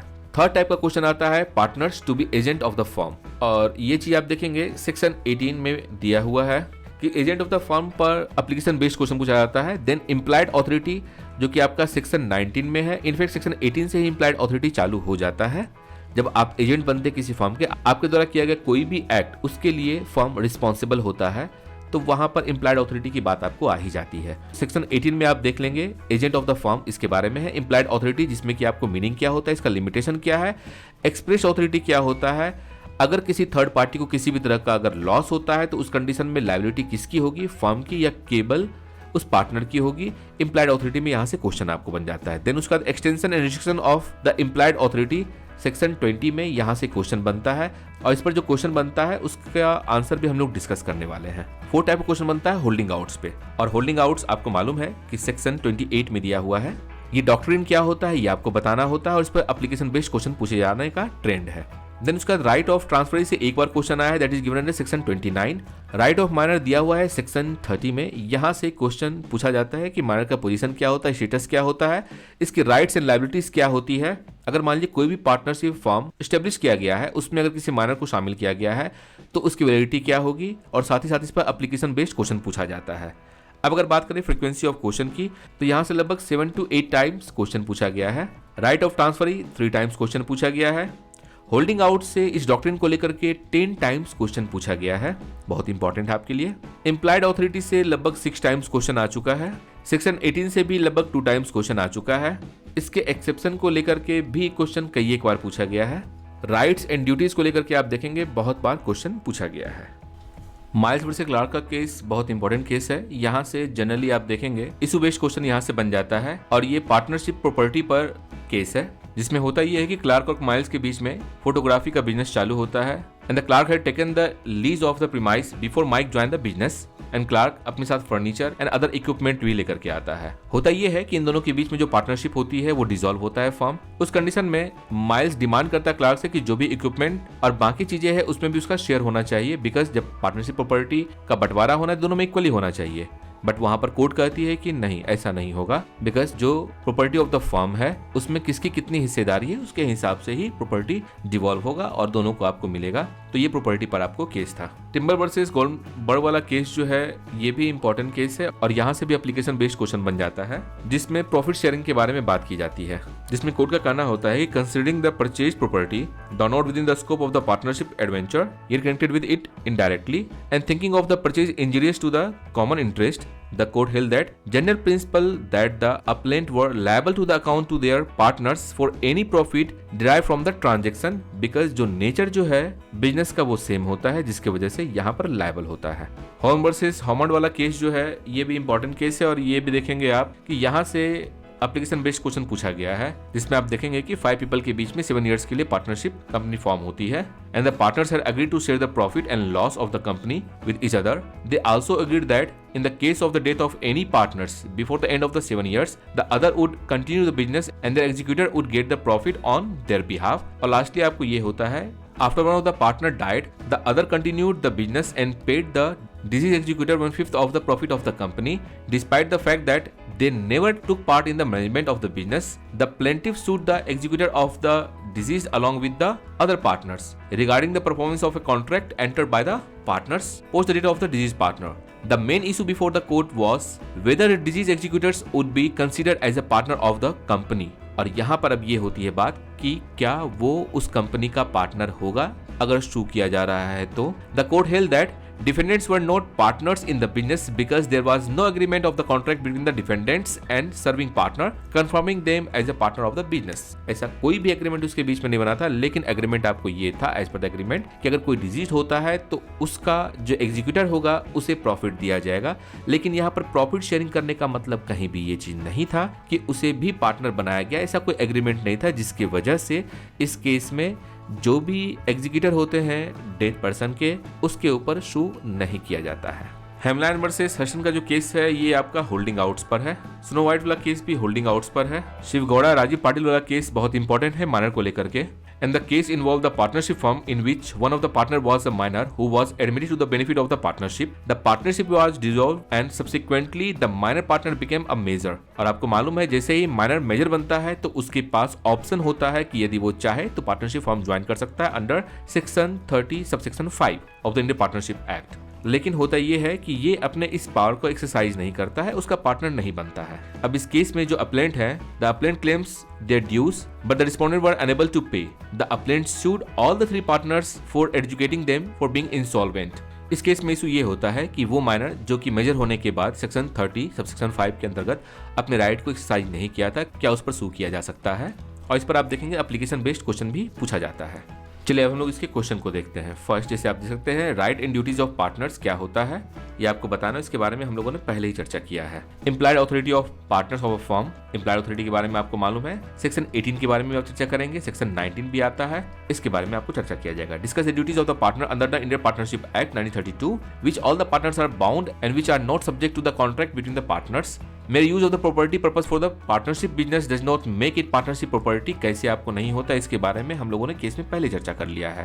उसका discuss the right and liabilities of minor admitted to the partnership under partnership act 1932, जिसमें कि आपका सेक्शन 35 सेक्शन 5 को आप देखेंगे, उसके बाद आप इस पर चर्चा करेंगे। देन 216 में आप देखिए can a person who is not a partner in the firm be made liable for the act of the firm. Holding out का क्वेश्चन आपको बन जाता है। Refer judicial precedent and necessary provision of Indian partnership act 1932। Discuss in the brief right and duties of partners as between themselves under partnership act 1932। It means partners के बीच में क्या rights and duties होता है, इसके बारे में हम लोगों ने चर्चा किया है, आप वहां से कर लेंगे। नाउ क्वेश्चन देखिए, position of minor in a firm आप आराम से कर सकते हैं। What is partnership by holding out? बहुत इजी है, section 28। Now generally a person who is not a partner in the firm cannot made liable for the act of the firm। बिल्कुल सही बात है, लेकिन होल्डिंग आउट में आपका हो जाता है। Discuss with the case law when the liability of non partner में अराइज एज अ पार्टनर, ये आप कर सकते हैं। Position of minor in the partnership act आराम से सेक्शन 30 आप पूरा देख लेंगे। Position of minor in a firm, position of minor under the partnership act बहुत इजी है। Doctrine of holding out section 28 आप आराम से कर लेंगे। देन उसका ये देखिए, सिनेमा हॉल के लिए इन लोगों ने क्वेश्चन किया, ज्वाइंट मनी आपको लगाया, लगाने के बाद में इन लोगों के बीच में डिस्प्यूट होता है। अब बताया जाता है कि पीस ऑफ लैंड किसका होगा, सिनेमा हॉल में जो प्रॉपर्टी है उसका डिवोल्यूशन कैसे होगा, इसके बारे में हम लोगों ने चर्चा कर लिया है सिनेमेटोग्राफी वाले केस में। अब उसका position of the minor under section 30 partnership property section 14। उसका position of minor implied authority of A partner in the firm, minority right, doctrine of holding out, position of minor. Now partnership property क्या है, इसका relevancy, designated partner कौन होता है। Long question हम लोग देखते हैं, explain implied authority of the partner. इस क्वेश्चन का आंसर हम लोग देखेंगे। आप देखेंगे क्वेश्चन जो केस लॉ है और जो आपको बताया गया है उस पर ही मोस्ट ऑफ द क्वेश्चन पूछा गया है। जैसे आप ये देखिए, व्हाट इज पार्टनरशिप प्रॉपर्टी होता क्या है, discuss the relevancy of the goodwill as an assets of the firm, discuss the validity of the partnership consisting of 2 major and 1 minor. इस कंडीशन में वैलिडिटी क्या होगा, नहीं होगा, क्योंकि माइनर को आप एडमिट नहीं कर सकते हैं जब तक वो मेजर नहीं बन जाता है। बेनिफिट दिया जा सकता है बट एडमिट नहीं किया जा सकता है। Now partners are bound to carry on a business of a firm to the greatest common advantage to be just and faithful to the each other and to render the accounts of full information of all things acting of the firm any partner or his legal relationship। discuss above the duties rights, इसके बारे में rights and duties section 12 13 15 16 में जो दिया हुआ है उसके बारे में आप चर्चा करेंगे, 9 and 10 में भी। then generally non partners cannot be made liable for the act। discuss the case law, non partners के ऊपर कैसे आपको हो सकता है, होल्डिंग आउट वाली आप बात कर लीजिएगा। इम्प्लाइड अथॉरिटी क्या है आप देख लीजिएगा। देन इम्प्लाइड अथॉरिटी पर क्वेश्चन लगातार है। माइनर को पहले शेयर मिलता था, फॉर्म डिसॉल्व हो जाता है और जो माइनर है वो मेजोरिटी अटेंड कर लिया है। क्रेडिटर जो है फाइल करता है सूट, तो क्या अब जो ये अटेंड किया है इसके ऊपर सूट का होगा, ये क्वेश्चन हम लोगों ने देख लिया ऊपर, आप आराम से कर लेंगे। तो यहाँ से क्वेश्चन करना आसान है, आप इजी वे में कर लेंगे। पार्टनरशिप एक्ट वाले पोर्शन में थर्ड टॉपिक है incoming and outgoing of the partners and registration of the firm. इस पर्टिकुलर टॉपिक से 3 ही तरह का क्वेश्चन आता है। फर्स्ट पार्टनर को लेकर के आता है कि एक पार्टनर का इंट्रोडक्शन कैसे किया जा सकता है, that is given under section 31। उसका रिटायरमेंट जो होता है पार्टनर का, उससे लेकर के क्वेश्चन बनता है section 32। Expulsion that is section 33 से क्वेश्चन आता है। और यदि किसी पार्टनर की डेथ हो जाती है तो उस कंडीशन में क्या होता है, इस पर शॉर्ट नोट्स पूछे जाने का ट्रेंड है। सेकंड टाइप का क्वेश्चन बनता है रजिस्ट्रेशन ऑफ फर्म को लेकर के कि इसमें क्या कंटेंट ऑफ एप्लीकेशन आपका होगा, क्या ये रजिस्ट्रेशन कंपलसरी है, यदि रजिस्ट्रेशन करवाते हैं तो उसका एडवांटेज क्या होता है और नहीं तो उसका डिसएडवांटेज क्या रहेगा, और इस पर एप्लीकेशन बेस्ड क्वेश्चन पूछे जाने का ट्रेंड है। थर्ड टाइप का क्वेश्चन आता है कि यदि किसी फर्म का रजिस्ट्रेशन नहीं किया गया है तो उसका इफेक्ट क्या होता है। इट मींस फिर आपको एडवांटेज एंड डिसएडवांटेज के बारे में बात करना है। उसके बाद इसी में आपको दिया हुआ है मीनिंग ऑफ अदर प्रोसीडिंग। तो मीनिंग ऑफ अदर प्रोसीडिंग क्या होता है, इसके बारे में आपको चर्चा करना होता है। इस पर एप्लीकेशन बेस्ड क्वेश्चन पूछा जाता है। नॉन रजिस्ट्रेशन के इफेक्ट के बारे में सेक्शन 69 में दिया हुआ है, जबकि रजिस्ट्रेशन के बारे में सेक्शन 59 में दिया हुआ है। अब बात करते हैं फ्रीक्वेंसी ऑफ क्वेश्चन की। तो introduction of a new partner यहाँ से लगभग 2 बार क्वेश्चन आ चुका है। रिटायरमेंट वाला क्वेश्चन 5 टाइम्स आ चुका है। एक्सपल्सन ग्राउंड का 1 बार क्वेश्चन आया हुआ है। रजिस्ट्रेशन ऑफ फर्म को लेकर के खास करके कंटेंट ऑफ एप्लीकेशन यहाँ से 1 बार क्वेश्चन आया है। क्या ये कंपलसरी है या नहीं है, 4 टाइम्स क्वेश्चन आ चुका है। देन उसके बाद effect of non registration that is का एडवांटेज क्या होगा, डिसएडवांटेज क्या होगा, यहाँ से लगभग 10 टाइम्स क्वेश्चन आ चुका है। और खास करके एप्लीकेशन बेस्ड यहाँ से क्वेश्चन रहता ही है कि यदि आपने अपने फर्म को रजिस्टर नहीं करवाया तो क्या आप सू कर सकते हैं, नहीं कर सकते हैं। जो फर्स्ट केस है इसमें that is CIT versus Jayalakshmi वाला केस, ये केस रजिस्ट्रेशन ऑफ फर्म पर आपको है। जगदीश चंद्र गुप्ता वाला केस, इसमें ये होता है कि कोर्ट का कहना होता है कि un unregistered partnership firm could not enforce an arbitration clause in the partnership deed। और इस केस का इंपॉर्टेंस इस बात को लेकर के है कि it clarifies the interpretation of Indian partnership act 1932 and the arbitration act 1940। इसके इंटरप्रिटेशन में यहाँ से मदद मिलती है। हल्दीराम वाला केस बहुत इंटरेस्टिंग और मजेदार केस है। यहाँ पर भी फर्म रजिस्टर नहीं होता है, लेकिन एक ट्रेडमार्क के बारे में बात की जाती है। और आपको मालूम है कि हल्दीराम अपने आप में एक बहुत बड़ा ट्रेडमार्क है, जिसमें सुप्रीम कोर्ट का कहना होता है कि कोई अगर अनरजिस्टर्ड पार्टनरशिप फर्म है उसके पास भी स्टैट्यूटरी राइट आपको है लॉ सूट फाइल करने का यदि इसके ट्रेडमार्क का इन्फ्रिंजमेंट होता है तो। और कैसे सूट फाइल किया सकता है, जब आप लोग नेक्स्ट सेमेस्टर में आईपीआर लेंगे तो वहां आप देखेंगे ट्रेडमार्क एक्ट में इसके बारे में बात की गई है लेंथ एंड ब्रेथ में, और उसका वीडियो भी अवेलेबल है चैनल पर। उमेश गोयल वाले केस को जब आप देखेंगे तो इसमें सेक्शन 69 क्लॉज 3 के बारे में डिस्कस किया गया है, जिसमें सुप्रीम कोर्ट का कहना यह था कि section 69 clause 3 of the Indian partnership act did not bar N unregistered partnership firm from maintaining arbitration proceeding. The court observe that the phrase other expression, because जो इसमें आपने देखा होगा हम लोगों ने non registration of the firm में बात किया था, जो कि आपको 69 में अदर प्रोसीडिंग या अदर एक्सप्रेशन जो दिया हुआ है वो इसी केस से है। तो उनका कहना है कि the phrase other expression in section 69 subsection 3 did not include arbitral proceeding. The court also held that an arbitral award was deemed to be a decree. इस प्रकार से ये 4 केस बहुत इजी है। क्वेश्चन आपने देख लिया है, 3 तरह का ही क्वेश्चन आता है। इस पर्टिकुलर टॉपिक से भी क्वेश्चन करना बहुत आसान है। चलिए इस क्वेश्चन को देखते हैं। लाइक फर्स्ट क्वेश्चन है discuss in brief advantage of non registration of the firm, can suit file by unregistered firm B validated bye subsequent registration of the firm. Question आया हुआ है discuss in the brief effect of non registration of the firm, retirement of A partners, effect of non registration of a partnership firm, effect of non registration of the partnership firm, retirement of A partner, retirement of partner, effect of non-registration, retirement of a partner, how can partner be introduced in a firm, expulsion of partner, explain the effect of the non-registration of the firm। Question वही है, बहुत easy है। इसी 3 तरह का question आता है जो कि आप यहाँ से आराम से कर सकते हैं। नेक्स्ट टॉपिक है topic number 4 that is dissolution of a firm. इसमें मेनली 2 तरह का क्वेश्चन आता है, फर्स्ट डिसोल्यूशन को लेकर के एंड सेकंड डिसोल्यूशन के बाद क्या होता है उसको लेकर के। तो आपको मालूम है मोड्स ऑफ डिसोल्यूशन दिया हुआ है सेक्शन 39 में, यहाँ से क्वेश्चन बन जाता है। कंपल्सरी डिसोल्यूशन के बारे में सेक्शन 41 में आपको दिया हुआ है। Dissolution at contingency application base यहाँ से क्वेश्चन पूछा जाता है, सेक्शन 42 में दिया हुआ है। एट विल के बारे में सेक्शन 43 में दिया हुआ है। कोर्ट के बारे में सेक्शन 44 में दिया हुआ है। तो मोड्स ऑफ डिसोल्यूशन जब भी आपसे क्वेश्चन पूछा जाएगा तो आप इन चारों मोड्स के बारे में डिस्कस करेंगे। एंड 5th एक और मोड होता है that is given under section 40 dissolution by agreement. इस पर से क्वेश्चन कभी भी नहीं आया है। अब जो क्वेश्चन पूछा जाता है सेक्शन 44 में that is by the court, grounds क्या हो सकता है और उस पर एप्लीकेशन बेस्ड क्वेश्चन पूछा जाता है। इसका एक एग्जांपल हम लोग आज देखेंगे जब आंसर के बारे में डिस्कस करेंगे। तो अब यदि मान लीजिए फर्म को डिसॉल्व कर दिया गया है, उस कंडीशन में अगर कोई एक पार्टनर कंटिन्यू एक्ट कर रहा होता है तो लायबिलिटी किसकी बनेगी, इस पर क्वेश्चन आ जाता है।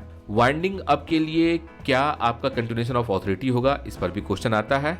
मोड ऑफ सेटलमेंट कैसे होगा, that is given under section 48, यहाँ से भी क्वेश्चन आ जाता है। और इसके अलावा यहाँ से एप्लीकेशन बेस्ड क्वेश्चन पूछा जाता है। तो चलिए इसके इंपॉर्टेंट केस लॉ को सबसे पहले देखते हैं। फर्स्ट केस है शालिग्राम रूपल वाला केस। इसमें बात होती है कि ये लोग मिलकर के 5 इयर्स के लिए पार्टनरशिप फॉर्म स्टैब्लिश करते हैं और ये एंटर होते हैं एक लीज एग्रीमेंट में, जिसमें इंस्टॉलमेंट पे नहीं कर पाते हैं, फर्दर डेट मिलता है।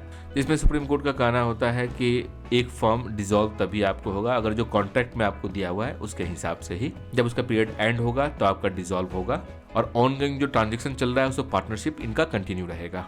शरद वसंत कोटक वाला जो केस है, इसमें होता ये है कि जो पार्टनर्स होते हैं उसमें से एक पार्टनर चाहता है फर्म को डिसॉल्व करने के लिए और उसके लिए एक सूट फाइल करता है।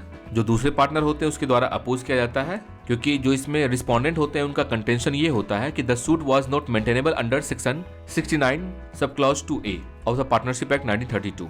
बट सुप्रीम कोर्ट का कहना था कि अगर उसमें से एक पार्टनर अगर चाहता है तो फिर डिसॉल्व किया जा सकता है, because section 69 sub clause 2A इसे हिट नहीं करती है। और एसवी चंद्रा वाला केस जो है ये सेक्शन 48 पर है कि पोस्ट डिसोल्यूशन जो अकाउंट सेटलमेंट होगा उसका मोड ऑफ सेटलमेंट क्या होगा उस चीज को लेकर के है। अब आइए इसके क्वेश्चन को देखते हैं। फर्स्ट क्वेश्चन देखिए, dissolution of the firm, settlement of account of the firm, section 48। Then discuss the distinction between dissolution of a partnership firm and dissolution of a firm and also circumstances under which the firm can be dissolved by court under Indian partnership act. Section 44 में जो भी आपको ground दिया है 5 to 6 ground है वो आप देख लीजिएगा। Discuss in brief various mode of dissolution of the firm, जो कि हम लोगों ने देखा है सेक्शन 40 से लेकर के सेक्शन 44 तक 5 मोड्स दिया हुआ है, उसके बारे में चर्चा करना है। Dissolution of partnership by court section 44 आप देख लीजिएगा। Mode of settlement of accounts between the partner section 48 आप यहां से देख सकते हैं। Dissolution of firm by court section 44। Discuss the ground on which the court can order the dissolution of the firm, ये भी आपको सेक्शन 44 में दिया हुआ है, आप वहां से देख लीजिएगा। क्वेश्चन आप देख रहे होंगे, करना बहुत ईजी है। Now the next question is what are the ways for dissolution of a firm. तो सेक्शन 40 से लेकर के 44 तक यहाँ पे दिया हुआ है एंड 39 में इसके बारे में जिक्र किया गया है। तो 5 मोड्स है, इसके बारे में आप चर्चा कर दीजिएगा। ये आपका इशू बेस्ड क्वेश्चन है। अब PQR आपस में एग्रीमेंट करते हैं, 10 इयर्स का इनका होता है पार्टनरशिप के लिए और ये म्यूचुअल एग्रीमेंट से ही टर्मिनेट कर सकते हैं। अब उसमें ये होता है कि 4 साल तक ये लोग बिजनेस रन करते हैं। P और Q चाह रहे हैं कि इस फर्म को डिसॉल्व किया जाए, लेकिन R नहीं चाह रहा है। अब उस कंडीशन में क्या होगा, क्या R कर सकता है? अब इसमें होता ये है कि P और Q कोर्ट के पास जाते हैं एंड दैट इज सेक्शन 44 में। तो अब आपको देखना होगा जो ग्राउंड दिया हुआ है सेक्शन 44 का, क्या उसमें कोई भी ग्राउंड पर ये मैच करता है। अगर मैच करता है तो फिर डिसॉल्व हो सकता है, अगर नहीं करता है तो फिर नहीं होगा। Now under what circumstances is a firm deemed to be automatically dissolve under Indian partnership act. तो ऑटोमेटिक डिसॉल्व का मतलब क्या हो गया, कंपल्सरी डिसोल्यूशन, उसका पीरियड समाप्त हो गया एंड और भी रीजन अगर होता है उस कंडीशन में ऑटोमेटिकली वो डिसॉल्व हो जाता है। Now what are the grounds on which a court can order for dissolution of a partnership firm, section 44 में जो ग्राउंड दिया हुआ है उसे आप देख लीजिएगा। ऑटोमेटिक डिसॉल्व कब होता है, इस पर फिर क्वेश्चन आपको आ चुका है। कोर्ट किस ग्राउंड पे डिसॉल्व कर सकती है, क्वेश्चन आ गया है। कंपल्सरी वाउंड अप पर क्वेश्चन आ गया और कंपल्सरी वाउंड अप दिया हुआ है सेक्शन 41 में। यहाँ से क्वेश्चन करना बहुत ईजी है, आप आराम से कर सकते हैं। Now sale of goods act का जो फर्स्ट टॉपिक है that is general formation of contract of the sale. इस टॉपिक से लगभग 20 to 30 मार्क्स का क्वेश्चन आ जाएगा और यहाँ से लगभग 6 या 7 टाइप्स का क्वेश्चन पूछा जाता है। फर्स्ट जो क्वेश्चन आता है जो सबसे इजी क्वेश्चन है, 20 मार्क्स फेचिंग क्वेश्चन। 20 मार्क्स में लगभग 4 या 5 वेरी शॉर्ट क्वेश्चन यहाँ से पूछा जाता है, that is concept of good, जिसमें आपको मालूम होना चाहिए what is the meaning and concept of the good. इसमें एग्जाम्पल बेस्ड क्वेश्चन पूछा जाता है, जैसे एक्शनेबल क्लेम क्या गुड होगा, अगर नहीं होगा तो आपको डेफिनेशन से उसे वेरीफाई करना है कैसे नहीं होगा, या केस लॉ अगर दिया हुआ है उसके बेसिस पर आपको कहना है कि नहीं होगा या होगा। जैसे उसका केस फाइल, इस पर केस लॉ दिया हुआ है। करेंसी सर्कुलेशन केस लॉ है। Old coin, electricity case law दिया हुआ है। ग्रोइंग ग्रास, स्टैंडिंग टिम्बर, इसके बारे में आप लोगों ने टीपीए में भी पढ़ा होगा, तो वहां से आप इसे रिलेट कर सकते हैं। वाटर, ह्यूमन ऑर्गन्स, क्या ये गुड्स के कैटेगरी में आएगा, यहाँ से क्वेश्चन पूछा जाता है। सेकंड टाइप का क्वेश्चन होता है sale and agreement to sale, जो कि दिया हुआ है सेक्शन 4 में। यहाँ से पहले डेफिनेशन पे क्वेश्चन आता है कि sale and agreement to sale का डेफिनेशन क्या है, इसे डिफाइन कीजिए, इसका एसेंशियल फीचर क्या है। इस पर स्टेटमेंट बेस्ड क्वेश्चन भी आता है कि कब एग्रीमेंट ऑफ सेल जो है वो सेल में कन्वर्ट हो जाएगा। देन उसके बाद sale and hire purchase agreement के बीच में डिफरेंस क्या होता है, इसका मीनिंग क्या होता है, इस पर क्वेश्चन आता है। बिकॉज आप जानते हैं कि सेल में लमसम अमाउंट आप पे कर देते हैं, जबकि हायर परचेज में आप इंस्टॉलमेंट में पे करते हैं। तो इसी कारण क्या है कि sale and agreement to sale, sale and hire purchase, इसके बीच डिफरेंस क्या है, डिस्टिंक्शन क्या है, इस पर क्वेश्चन आता है और इस पर एप्लीकेशन बेस्ड क्वेश्चन पूछे जाने का ट्रेंड है। थर्ड टाइप का क्वेश्चन होता है goods purchasing before making of the contract. That is given under section 7। अब इसमें होता ये है, एप्लीकेशन बेस्ड ही क्वेश्चन एक बार आया है, तो आप जब क्वेश्चन पेपर देखेंगे तो आप देख लीजिएगा उस चीज को। नाउ स्टैट्यूटरी ट्रांजैक्शन को लेकर के क्वेश्चन बराबर पूछा जाता है। फर्स्ट क्वेश्चन होता है कि स्टैट्यूटरी ट्रांजैक्शन होता क्या है, इसके बारे में बताना होता है। क्या स्टैट्यूटरी ट्रांजैक्शन में सप्लाई ऑफ गुड्स कंपलसरी है, इसके बारे में बताना होता है। इस पर एप्लीकेशन बेस्ड क्वेश्चन पूछा जाता है। Then contract for work and contract for labour, इस पर क्वेश्चन पूछे जाने का ट्रेंड है कि इसका नेचर क्या होता है, किस कंडीशन में इस कॉन्ट्रैक्ट को टर्मिनेट किया जा सकता है, इस पर एप्लीकेशन बेस्ड क्वेश्चन पूछा जाता है। अब देखते हैं केस लॉ में आरडी सक्सेना वाला जो केस है, इस केस में कॉन्सेप्ट ऑफ गुड्स के बारे में चर्चा की गई है। कमिश्नर ऑफ सेल टैक्स, इसमें भी आप देखेंगे कि क्या इलेक्ट्रिसिटी को हम लोग कह सकते हैं, क्या वाटर को हम लोग गुड्स की श्रेणी में ला सकते हैं। गुड्स का डेफिनेशन जो सबसेक्शन 7 ऑफ सेक्शन 2 में दिया हुआ है वहां से आप देखेंगे, और तो आप देखेंगे इसमें लेंथ एंड ब्रेथ में चर्चा की गई है, और एग्जाम्पल बेस्ड जो भी क्वेश्चन आता है उसमें इन्हीं दो केस को आपको साइड करना है। देन उसके बाद स्टेट ऑफ महाराष्ट्र वर्सेस गना वाला जो केस जो है, इस केस में आप देखेंगे इसमें मीनिंग बताया गया है कि what is the meaning of sale and what is the meaning of agreement of sale, इन दोनों में बीच में डिफरेंस क्या होता है, इसके बारे में चर्चा किया गया है। स्टैट्यूटरी ट्रांजैक्शन को लेकर के विष्णु एजेंसी वाला केस है। कॉफी बोर्ड वाला केस, यहाँ से डायरेक्टली एप्लीकेशन बेस्ड क्वेश्चन पूछा जाता है, और विष्णु एजेंसी वाला केस बहुत इंपॉर्टेंट है बिकॉज इसमें 7 जजेस बेंच बैठी थी, जिसमें आपके जस्टिस चंद्रचूड़, भगवती, कृष्णा अय्यर, उंतवाली, मुर्तजा फजल अली, कैलसम, ये 7 जजेस थे और इन्होंने इसमें डिसीजन दिया था। एंड कॉफी बोर्ड वाले केस में ये कहा गया था कि सेल और purchase between the board and the coffee growers according to the sale of good act, therefore the board is not free from tax liability under relevant tax law. जो भी आपको उस वक्त नया टैक्स लॉ आया था उसके अनुसार से कॉफी बोर्ड को टैक्स पे करना था। Then contract for work and contract for labour, इस पर जो क्वेश्चन आता है वो like aeronautical, Hindustan aeronautical limited वाले केस में होता ये है कि कुछ सप्लाई आपको की जाती है रेलवे के द्वारा हिंदुस्तान एरोनॉटिकल को कोचेज बनाने के लिए, तो अब वहां पर जो आपके कॉमर्शियल टैक्स ऑफिसर होते हैं उसके कमिश्नर टैक्स इंपोज करने की बात करते हैं, लेकिन यहाँ पे ये बात की जाती है कि जो भी गुड्स दिया जा रहा है यहाँ पर ये सेल नहीं है बल्कि ये कॉन्ट्रैक्ट फॉर वर्क है, जिसकी वजह से उसके ऊपर टैक्स इंपोज नहीं किया जा सकता है। सेंटिनल वाले केस में सुप्रीम कोर्ट का ये कहना होता है कि जो भी कॉन्ट्रैक्ट यहाँ पे हुआ है that is for the contract of the work and contract of labour, बल्कि यहाँ पर सेल के बारे में कॉन्ट्रैक्ट नहीं हुआ है, और जब सेल के बारे में कॉन्ट्रैक्ट नहीं हुआ है तो फिर वहां पर टैक्स के बारे में बात नहीं होगी। नॉर्दर्न इंडियन कैटर्स वाला जो केस जो है ये आपका होटल को लेकर के है कि होटल में जो फूड स्टफ सर्व किया जा रहा है उस पर टैक्स लगाने के बारे में बात की जाती है। और जो ये आपका स्टेट ऑफ कर्नाटका वाला केस है इसमें कहा जाता है सुप्रीम कोर्ट के द्वारा कि जो आपका नॉर्दर्न इंडियन कैटर्स वाले में केस में जो रूल ले डाउन किया गया है और जो बातें कही गई उसको इम्प्लीमेंट किया जाए। लार्सन टर्बो वाला जो केस जो है इसमें आपको बात की जाती है जब बिल्डिंग आपको बन रहा होता है बट बिल्डिंग बनने से पहले ही अमाउंट पे करने की बात की जाती है, तो वहां पर वैट लगाना चाहिए या नहीं लगाना चाहिए, इस पर आपको बात की गई है, जिसमें larger bench of supreme court का ये कहना होता है that any agreement for selling immovable property enter into before the construction would fall within the preview of term work contract and allowing the state government the power to impose VAT on such contract, और इस प्रकार से वहां पर wait लगाया जाता है। Cone elevator वाला केस ये भी वर्क कॉन्ट्रैक्ट पर है। चलिए हम लोग इसी क्वेश्चन पेपर को देखते हैं। फर्स्ट क्वेश्चन आपको आ गया है स्टैट्यूटरी ट्रांजैक्शन क्या होता है, स्टैट्यूटरी ट्रांजैक्शन क्या है, difference between sale and agreement to sale section 4, then उसका essential of contract of sale, और ये क्वेश्चन आप देख सकते हैं कॉन्ट्रैक्ट ऑफ वर्क पर है।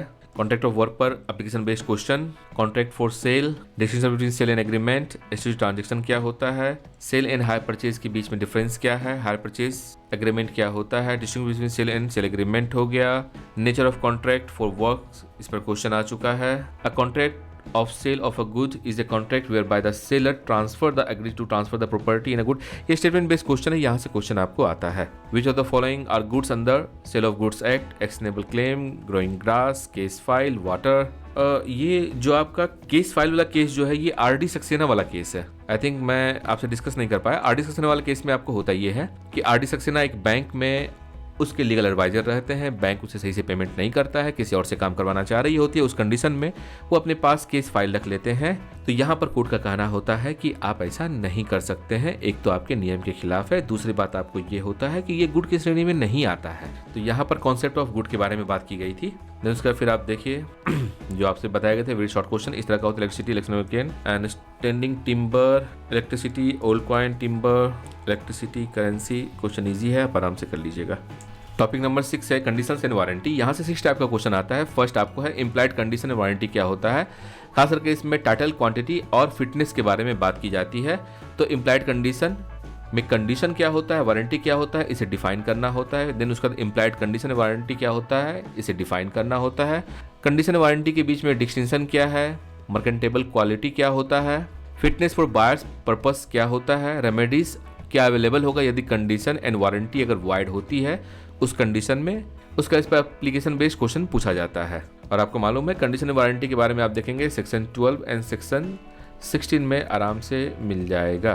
देन उसका कंडीशन टू टाइटल से 2 टाइम्स क्वेश्चन आ चुका है। अगर क्वेश्चन के बारे में बात की जाए तो डेफिनेशन से लगभग 4 to 5 टाइम्स क्वेश्चन यहाँ से आ चुका है। Merchantable quantity and fitness of buyers यहाँ से भी लगभग 4 टाइम्स क्वेश्चन आ चुका है। एप्लीकेशन बेस्ड जो होता है क्वेश्चन बहुत ईजी क्वेश्चन है। लाइक आप मार्केट जाते हैं घी परचेज करने के लिए, शुद्ध घी कहा जाता है, 20% एलिडेटेड होता है। तो क्या उस कंडीशन में कंडीशन वारंटी जो आपकी वाइड हो रही है उस पर आप कैसे क्लेम कर सकते हैं। अगर आपने कोई इनर वियर आपने परचेज किया है उसमें टर्माइट हो आता है या फिर स्किन एलर्जी होती है तो उसमें क्या होता है। हॉट वाटर वाला आपको केस इसमें इंपॉर्टेंट आपको होता है। सपोज आप जो है लैपटॉप परचेज करने के लिए गए हैं मार्केट और लैपटॉप जब परचेज करते बदलता है कि वो उस सेलर का है ही नहीं, तो उस कंडीशन में कंडीशन वारंटी कैसे वाइड होती है इस पर आपको है। प्रेशर कुकर आप मार्केट से लेकर के आते हैं वो बस्ट हो जाता है, उस कंडीशन में कंडीशन वारंटी क्या होती है।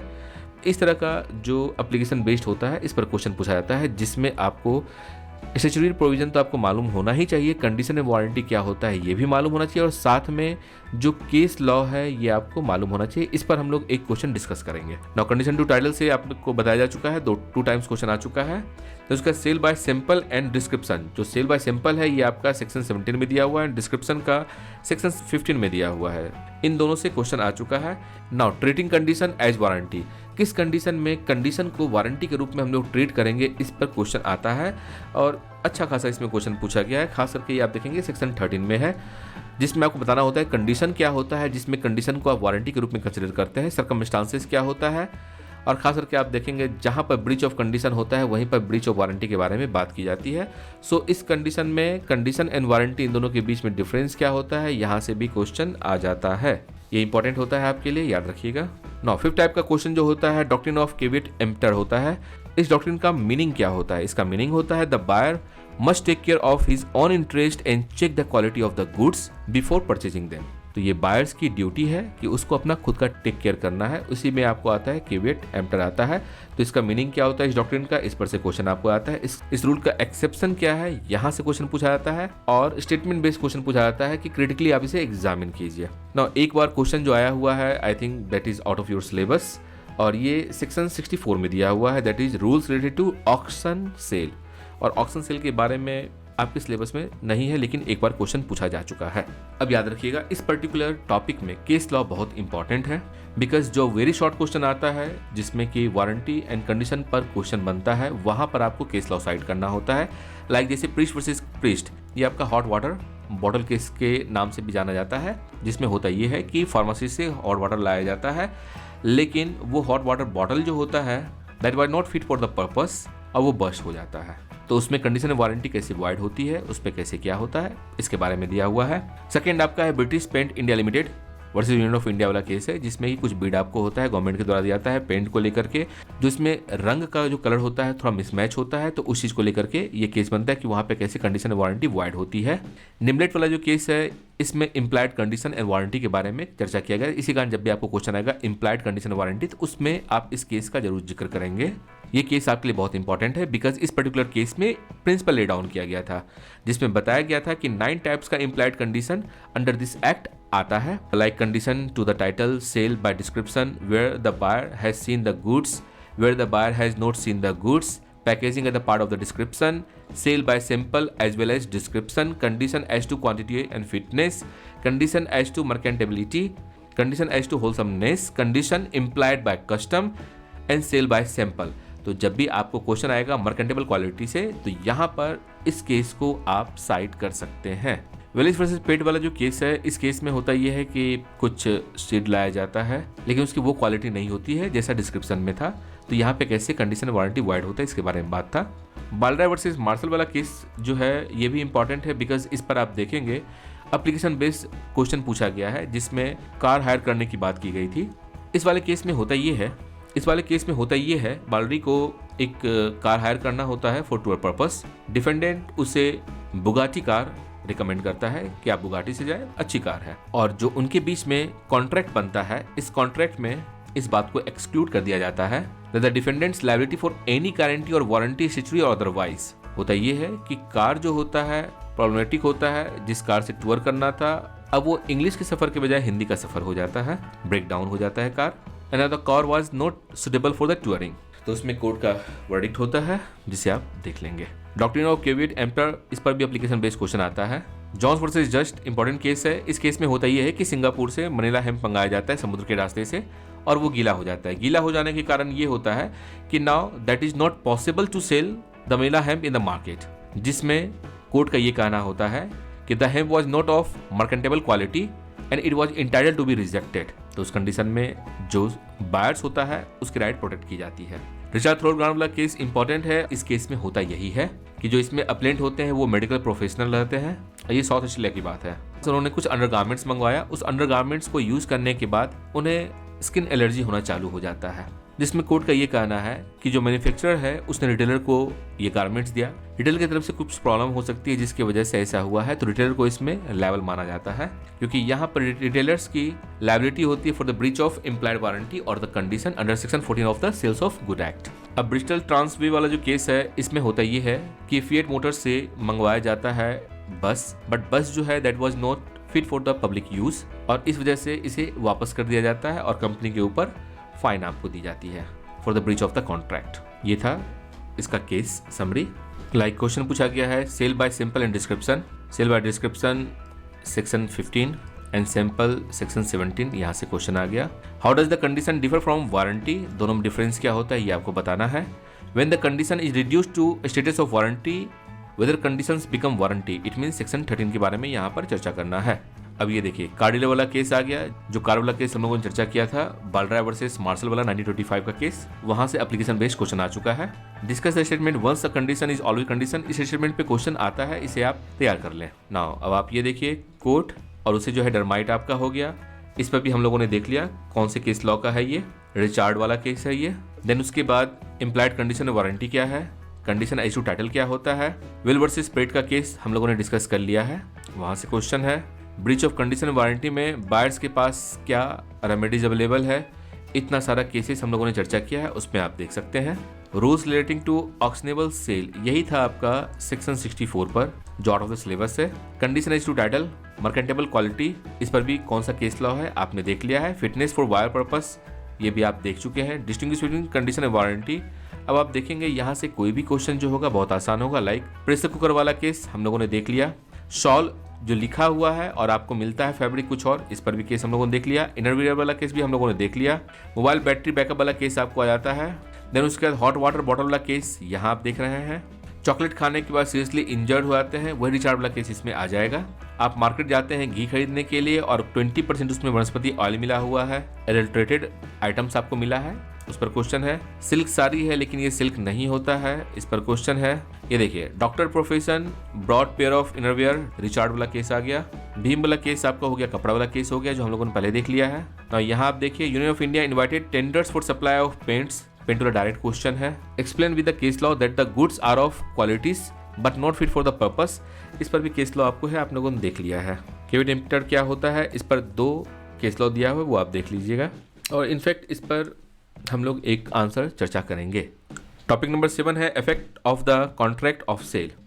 इसमें मेनली 2 तरह का क्वेश्चन बनता है, फर्स्ट ट्रांसफर ऑफ प्रॉपर्टी को लेकर के and second transfer of title को लेकर के। बिकॉज जब भी कोई भी कॉन्ट्रैक्ट होता है सेल के लिए उसमें 2 चीज़ें होती है, प्रॉपर्टी तो ट्रांसफर होती है और साथ में टाइटल ट्रांसफर होता है। सो इन दोनों के लिए अलग अलग क्वेश्चन आपको बनता है। अब अगर ट्रांसफर प्रॉपर्टी में अगर हम लोग बात करें तो इसमें जो प्रॉपर्टी के बारे में बात की जा रही है, ये प्रॉपर्टी होता है गुड्स जो इसमें ट्रांसफर हो रहा होता है। अब अगर गुड्स के बारे में बात की जाए तो 3 तरह का गुड्स होता है। फर्स्ट स्पेसिफाइड गुड, और इसके बारे में चर्चा किया गया है सेक्शन 19 में। सेकेंड असर्टेन गुड, इसके बारे में चर्चा किया गया है सेक्शन 18 में। And third is uncertain good, और अनअसर्टेन गुड के बारे में चर्चा किया गया है सेक्शन 23 एंड 25 में। अब अगर स्पेसिफाइड गुड के बारे में बात किया जाए सेक्शन 19 के अलावा आप देखेंगे 20, 21, 22 एंड 24 में इसके बारे में चर्चा किया गया है।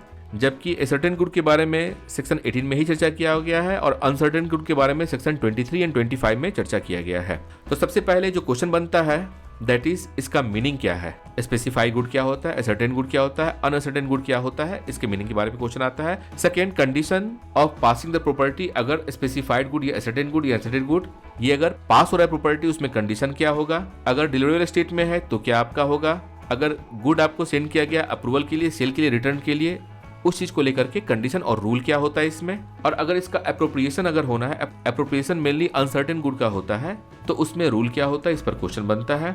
और फिर क्वेश्चन बनता है कि risk प्रिमा facie passes of property क्या होता है, इसका एक्सेप्शन क्या है, इस रिस्क को लेकर के जब प्रॉपर्टी पास अगर हो रही होती है इस पर क्वेश्चन पूछा जाता है। सेकेंड टाइप का क्वेश्चन आता है ट्रांसफर ऑफ टाइटल पर। जो टाइटल के बारे में बात की जाती है इसमें एक डॉक्ट्रिन है, डॉक्ट्रिन आपको है nemo dat quod non habet. इसका मतलब होता है no one can give what they don't have, जो आपके पास है ही नहीं वो आप दे कैसे सकते हैं। तो इसकी मीनिंग पर क्वेश्चन आता है, इसका एक्सेप्शन क्या होता है इस पर क्वेश्चन पूछा जाता है। देन उसके बाद ट्रांसफर ऑफ टाइटल के बारे में जब बात की जाती है तो जनरली होता ये है कि सेलर के द्वारा बायर को ट्रांसफर किया जाता है प्रॉपर्टी और वो सेलर वही होता है जिसके पास उस प्रॉपर्टी का टाइटल होता है। बट समटाइम्स ऐसा होता है कि उस प्रॉपर्टी का टाइटल उसके पास नहीं है उस पर्सन के पास, उसके बावजूद वो सेल करता है। तो इसी वजह से sale by a person not an owner यहाँ से क्वेश्चन बनता है। बिकॉज जो जनरल प्रिंसिपल है वो जिसके पास प्रॉपर्टी जिसके नाम का है वही सेल आउट कर सकता है, वही टाइटल ट्रांसफर कर सकता है, दूसरा नहीं कर सकता है। लेकिन ये इसका एक्सेप्शन है, यहाँ से क्वेश्चन आता है और ये दिया हुआ है सेक्शन 27 में। So section 27 is exception to general rule. Method क्या है ट्रांसफर करने का और इस पर एप्लीकेशन बेस्ड क्वेश्चन पूछा जाता है। और एप्लीकेशन बेस्ड क्वेश्चन में खास करके मर्केंटाइल एजेंट को लेकर के क्वेश्चन बनता है जो आपका सेक्शन 27 में दिया हुआ है। उसके बाद एक बार क्वेश्चन आया हुआ है मार्केट ओवर्ट क्या होता है, इसका मीनिंग क्या होता है। बहुत सिंपल है, इसका मतलब होता है ओपन मार्केट। एक ही बार क्वेश्चन आया है, यहाँ से क्वेश्चन नहीं आएगा। तो मेनली आप ये मान के चले इन दोनों से क्वेश्चन आ सकता है। CIT वर्सेस मसूर क्रोमाइट वाला जो केस है, इस केस में होता ये है कि कोर्ट इस चीज़ पे फाइंड आउट करती है कि जो भी गुड इसमें सेल आउट किया जा रहा है वो अनएसर्टेन गुड है एंड एज पर सेक्शन 18 अनएसर्टेन गुड को ट्रांसफर नहीं कर सकते हैं, एसर्टेन गुड जो होगा उसे ही ट्रांसफर आप करेंगे। तो इस वजह से ये ट्रांसफर ऑफ गुड नहीं हो पाता है यहाँ। चलिए इसमें क्वेश्चन देखते हैं। फर्स्ट आपको डॉक्ट्रिन पर ही क्वेश्चन आ चुका है। सेकंड क्वेश्चन टाइटल को लेकर के आया है।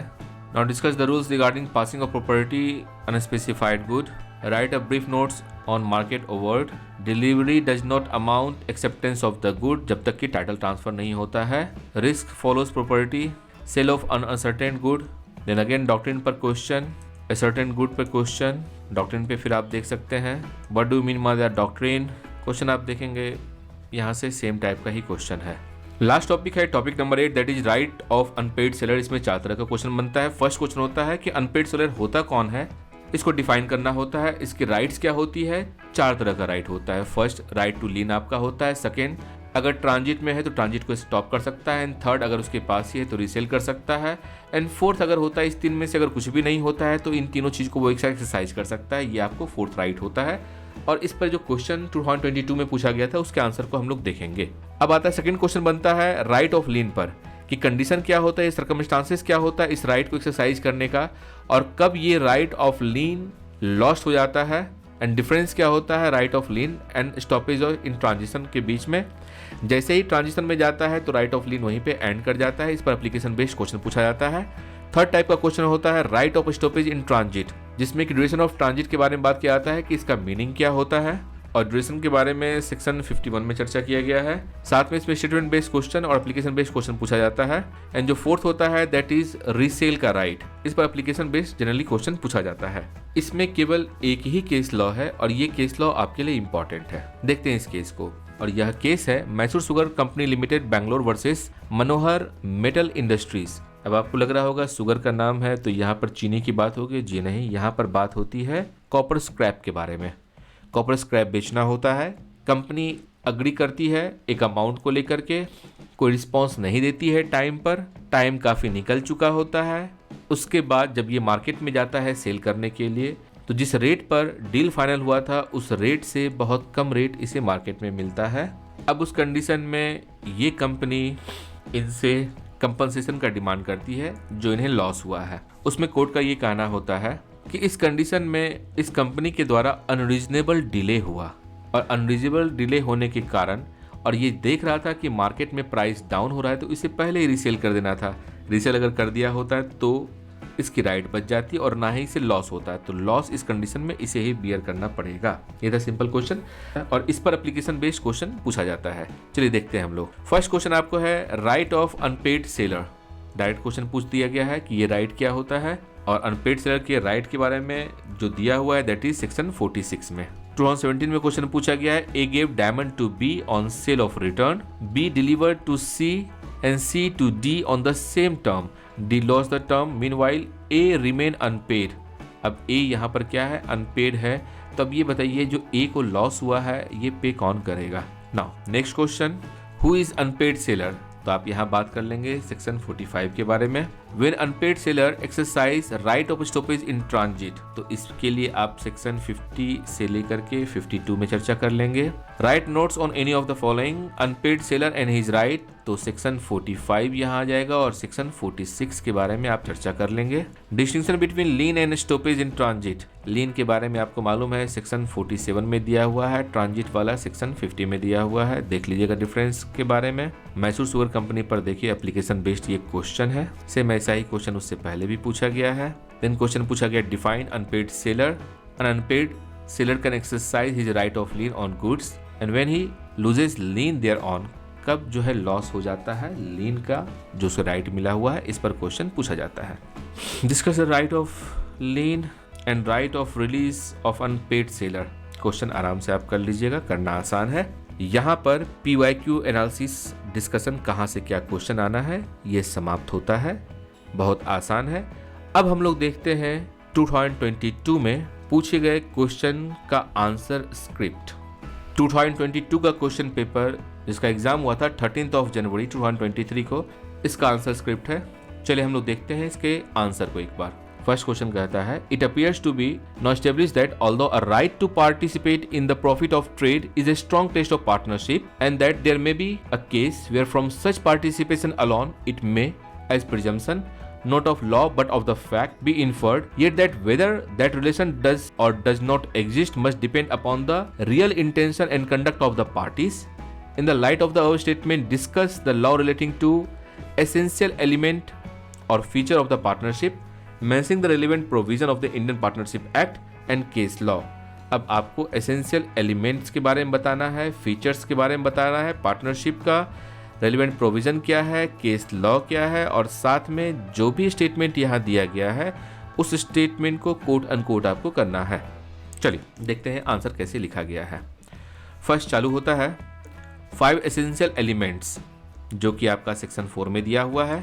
ये क्या क्या है, रिलेशनशिप होना चाहिए, कॉन्ट्रैक्ट होना चाहिए, बिजनेस होना चाहिए, प्रॉफिट डिस्ट्रीब्यूशन होना चाहिए और बिजनेस जो कैरी आउट होना चाहिए वो सभी के द्वारा होना चाहिए एंड किसी एक के द्वारा भी हो सकता है, बट जो भी एक्ट कर रहा है वो आपको एक्टिंग फॉर द ऑल कर रहा है, बिकॉज यहाँ पर कॉन्सेप्ट आता है म्यूचुअल एजेंसी का। इसी चीज को फ्लो चार्ट में दिखाया गया है। म्यूचुअल एजेंसी क्या होता है ये आपको फ्लो चार्ट में ही दिखा दिया गया है। देन उसके बाद सेक्शन 6 इसके एक्सेप्शन के बारे में बात करता है जहां प्रॉफिट शेयरिंग हो रहा होता है लेकिन वो पार्टनर नहीं होता है। तो सेक्शन 6 में आपको दिया हुआ है ज्वाइंट वेंचर है, विडो है, सर्वेंट ऑफ फर्म है, क्रेडिटर्स है, इन सब के बारे में दिया हुआ है। अब इन सब को मिला करके बताया जाता है कि किस कंडीशन में प्रॉफिट शेयरिंग प्राइमा फेसाई लगता है, लेकिन आपको ये होल एंड सोल क्राइटेरिया नहीं है, इसके बारे में चर्चा किया गया है।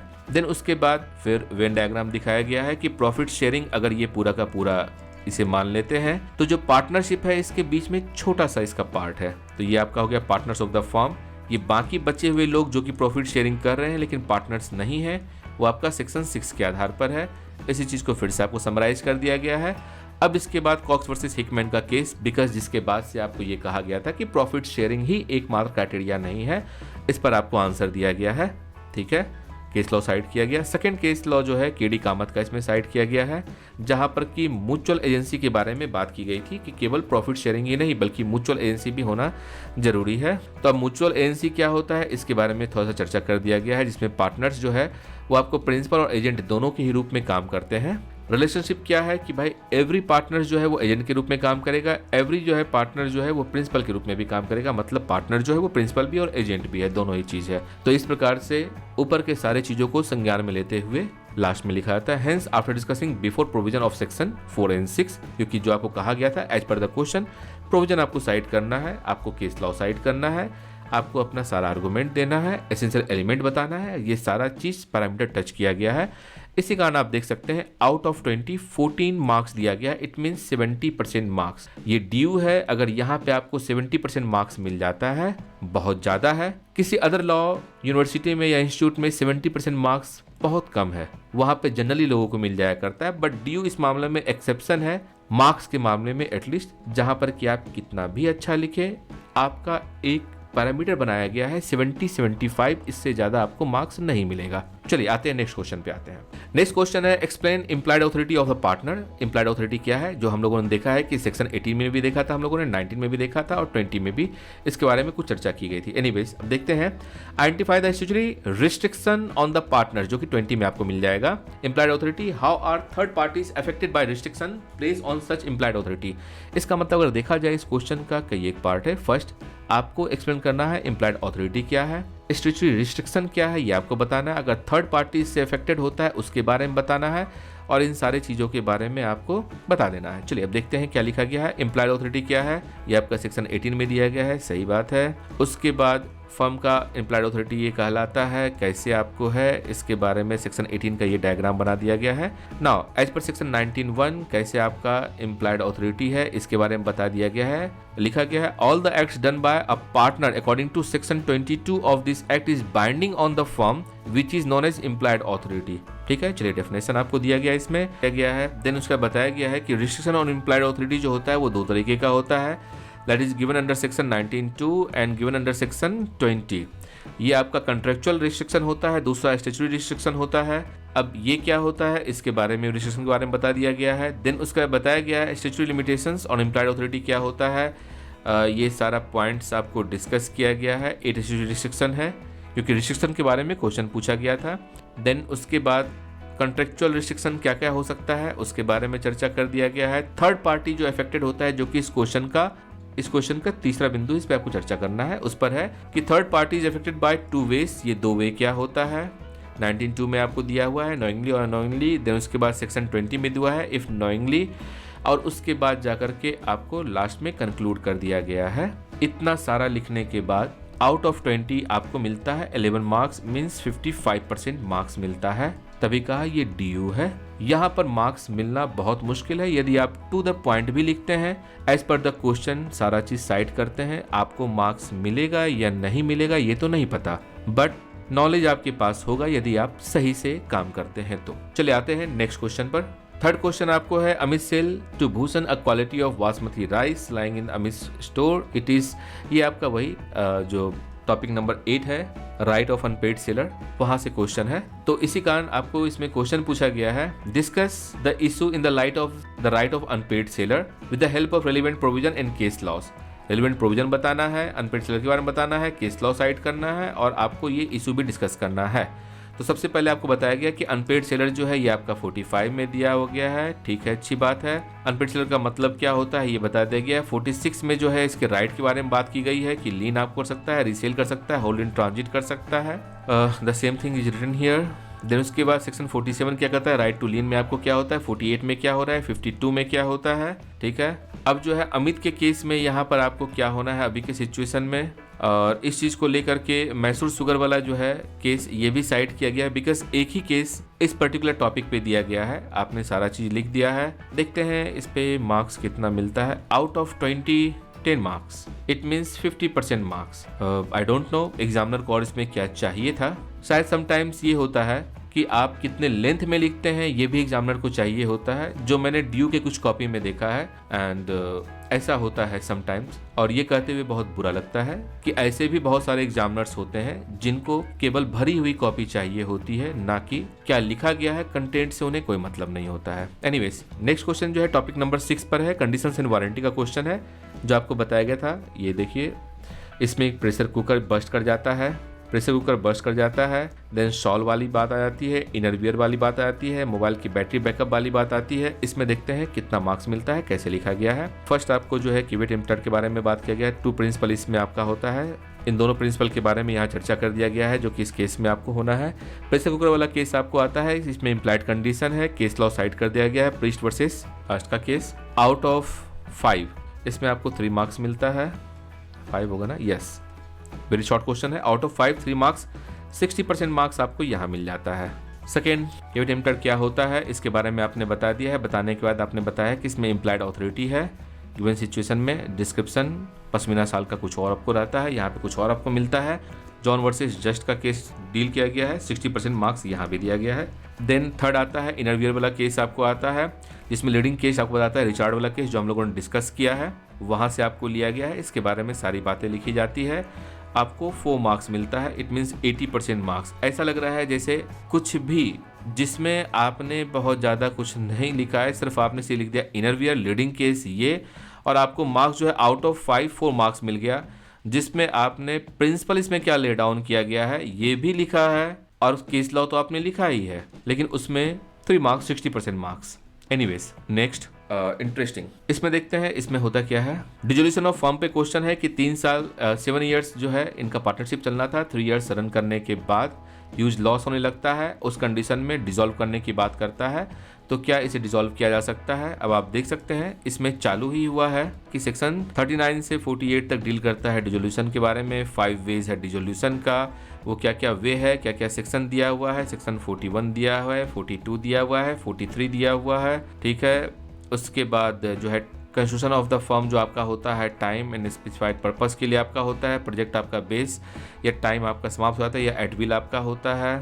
प्रोजेक्ट बेस में आपका क्या है, देन उसका सेक्शन 1 आपको क्या कह रहा है, सेक्शन 42 क्या कह रहा है, देन सेक्शन 41 क्या कह रहा है, सेक्शन 42 क्या कह रहा है। इसमें लीडिंग केस लॉ क्या है, इस चीज़ को लेकर के इस पे बात किया गया है। लीडिंग केस लॉ आपका हो गया रूपल खन्ना वाला केस हो गया, गिलाल वाला केस हो गया, एस वी चंद्रा वाला केस हो गया, शरद कांत वाला केस हो गया, ठीक है। उसके बाद जो है केस लॉ और बाकी चीज़ों को साइड करने का, क्योंकि मुझे लगता है इसमें इतना लिखने के बाद टाइम कम बच गया होगा। Out of 27 marks, it means आपको मिलता है 35% मार्क्स मिल रहा है। और साथ में इसमें नोट भी किया गया है no section and law return. तो इससे पहले इस पूरे क्वेश्चन में जो इतना सारा सेक्शन और लॉ लिखा गया था, आई डोंट नो कभी कभी एग्जामिनर किस सेंस में होते हैं और क्या सोच करके कॉपी चेक कर रहे होते हैं, बिकॉज उनको मेंटेन करना है कि डीयू में रिजल्ट 60% मीन्स टॉपर क्लास। बस ये कहा जा सकता है कि ये बहुत ही ज़्यादा अनफॉर्चुनेट है, उन्होंने बहुत सारी चीज़ों को कंसिडर नहीं किया, देखा नहीं, और देखना चाहिए। But you people don't lose your hope. Examiner को क्या चाहिए होता है गॉड नोस, बट आप अपना बेस्ट दीजिए। आंसर याद रखिएगा वैसे ही लिखना है जैसे लिखा जाना चाहिए। जहां पर आपको इंस्टीट्यूट साइड करना है वहां पर इंस्टीट्यूट आप साइड कीजिए, जहां केस लॉ साइड करना है केस लॉ साइड, और जहां पर पूछा जाएगा क्रिटिकली एग्जामिन करने के लिए वहां आप अपने हिसाब से क्रिटिकली एग्जामिन कीजिएगा। आई होप यह वीडियो आपके लिए फ्रूटफुल रहा होगा।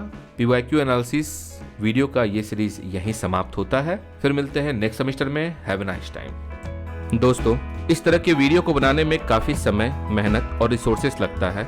आप अपना वैल्यूएबल फीडबैक जरूर शेयर करें ताकि एबनिशियो टीम को प्रोत्साहन मिले तथा आपके द्वारा दिए गए फीडबैक पर काम करके और इन्फॉर्मेटिव वीडियोस आप तक लाया जा सके।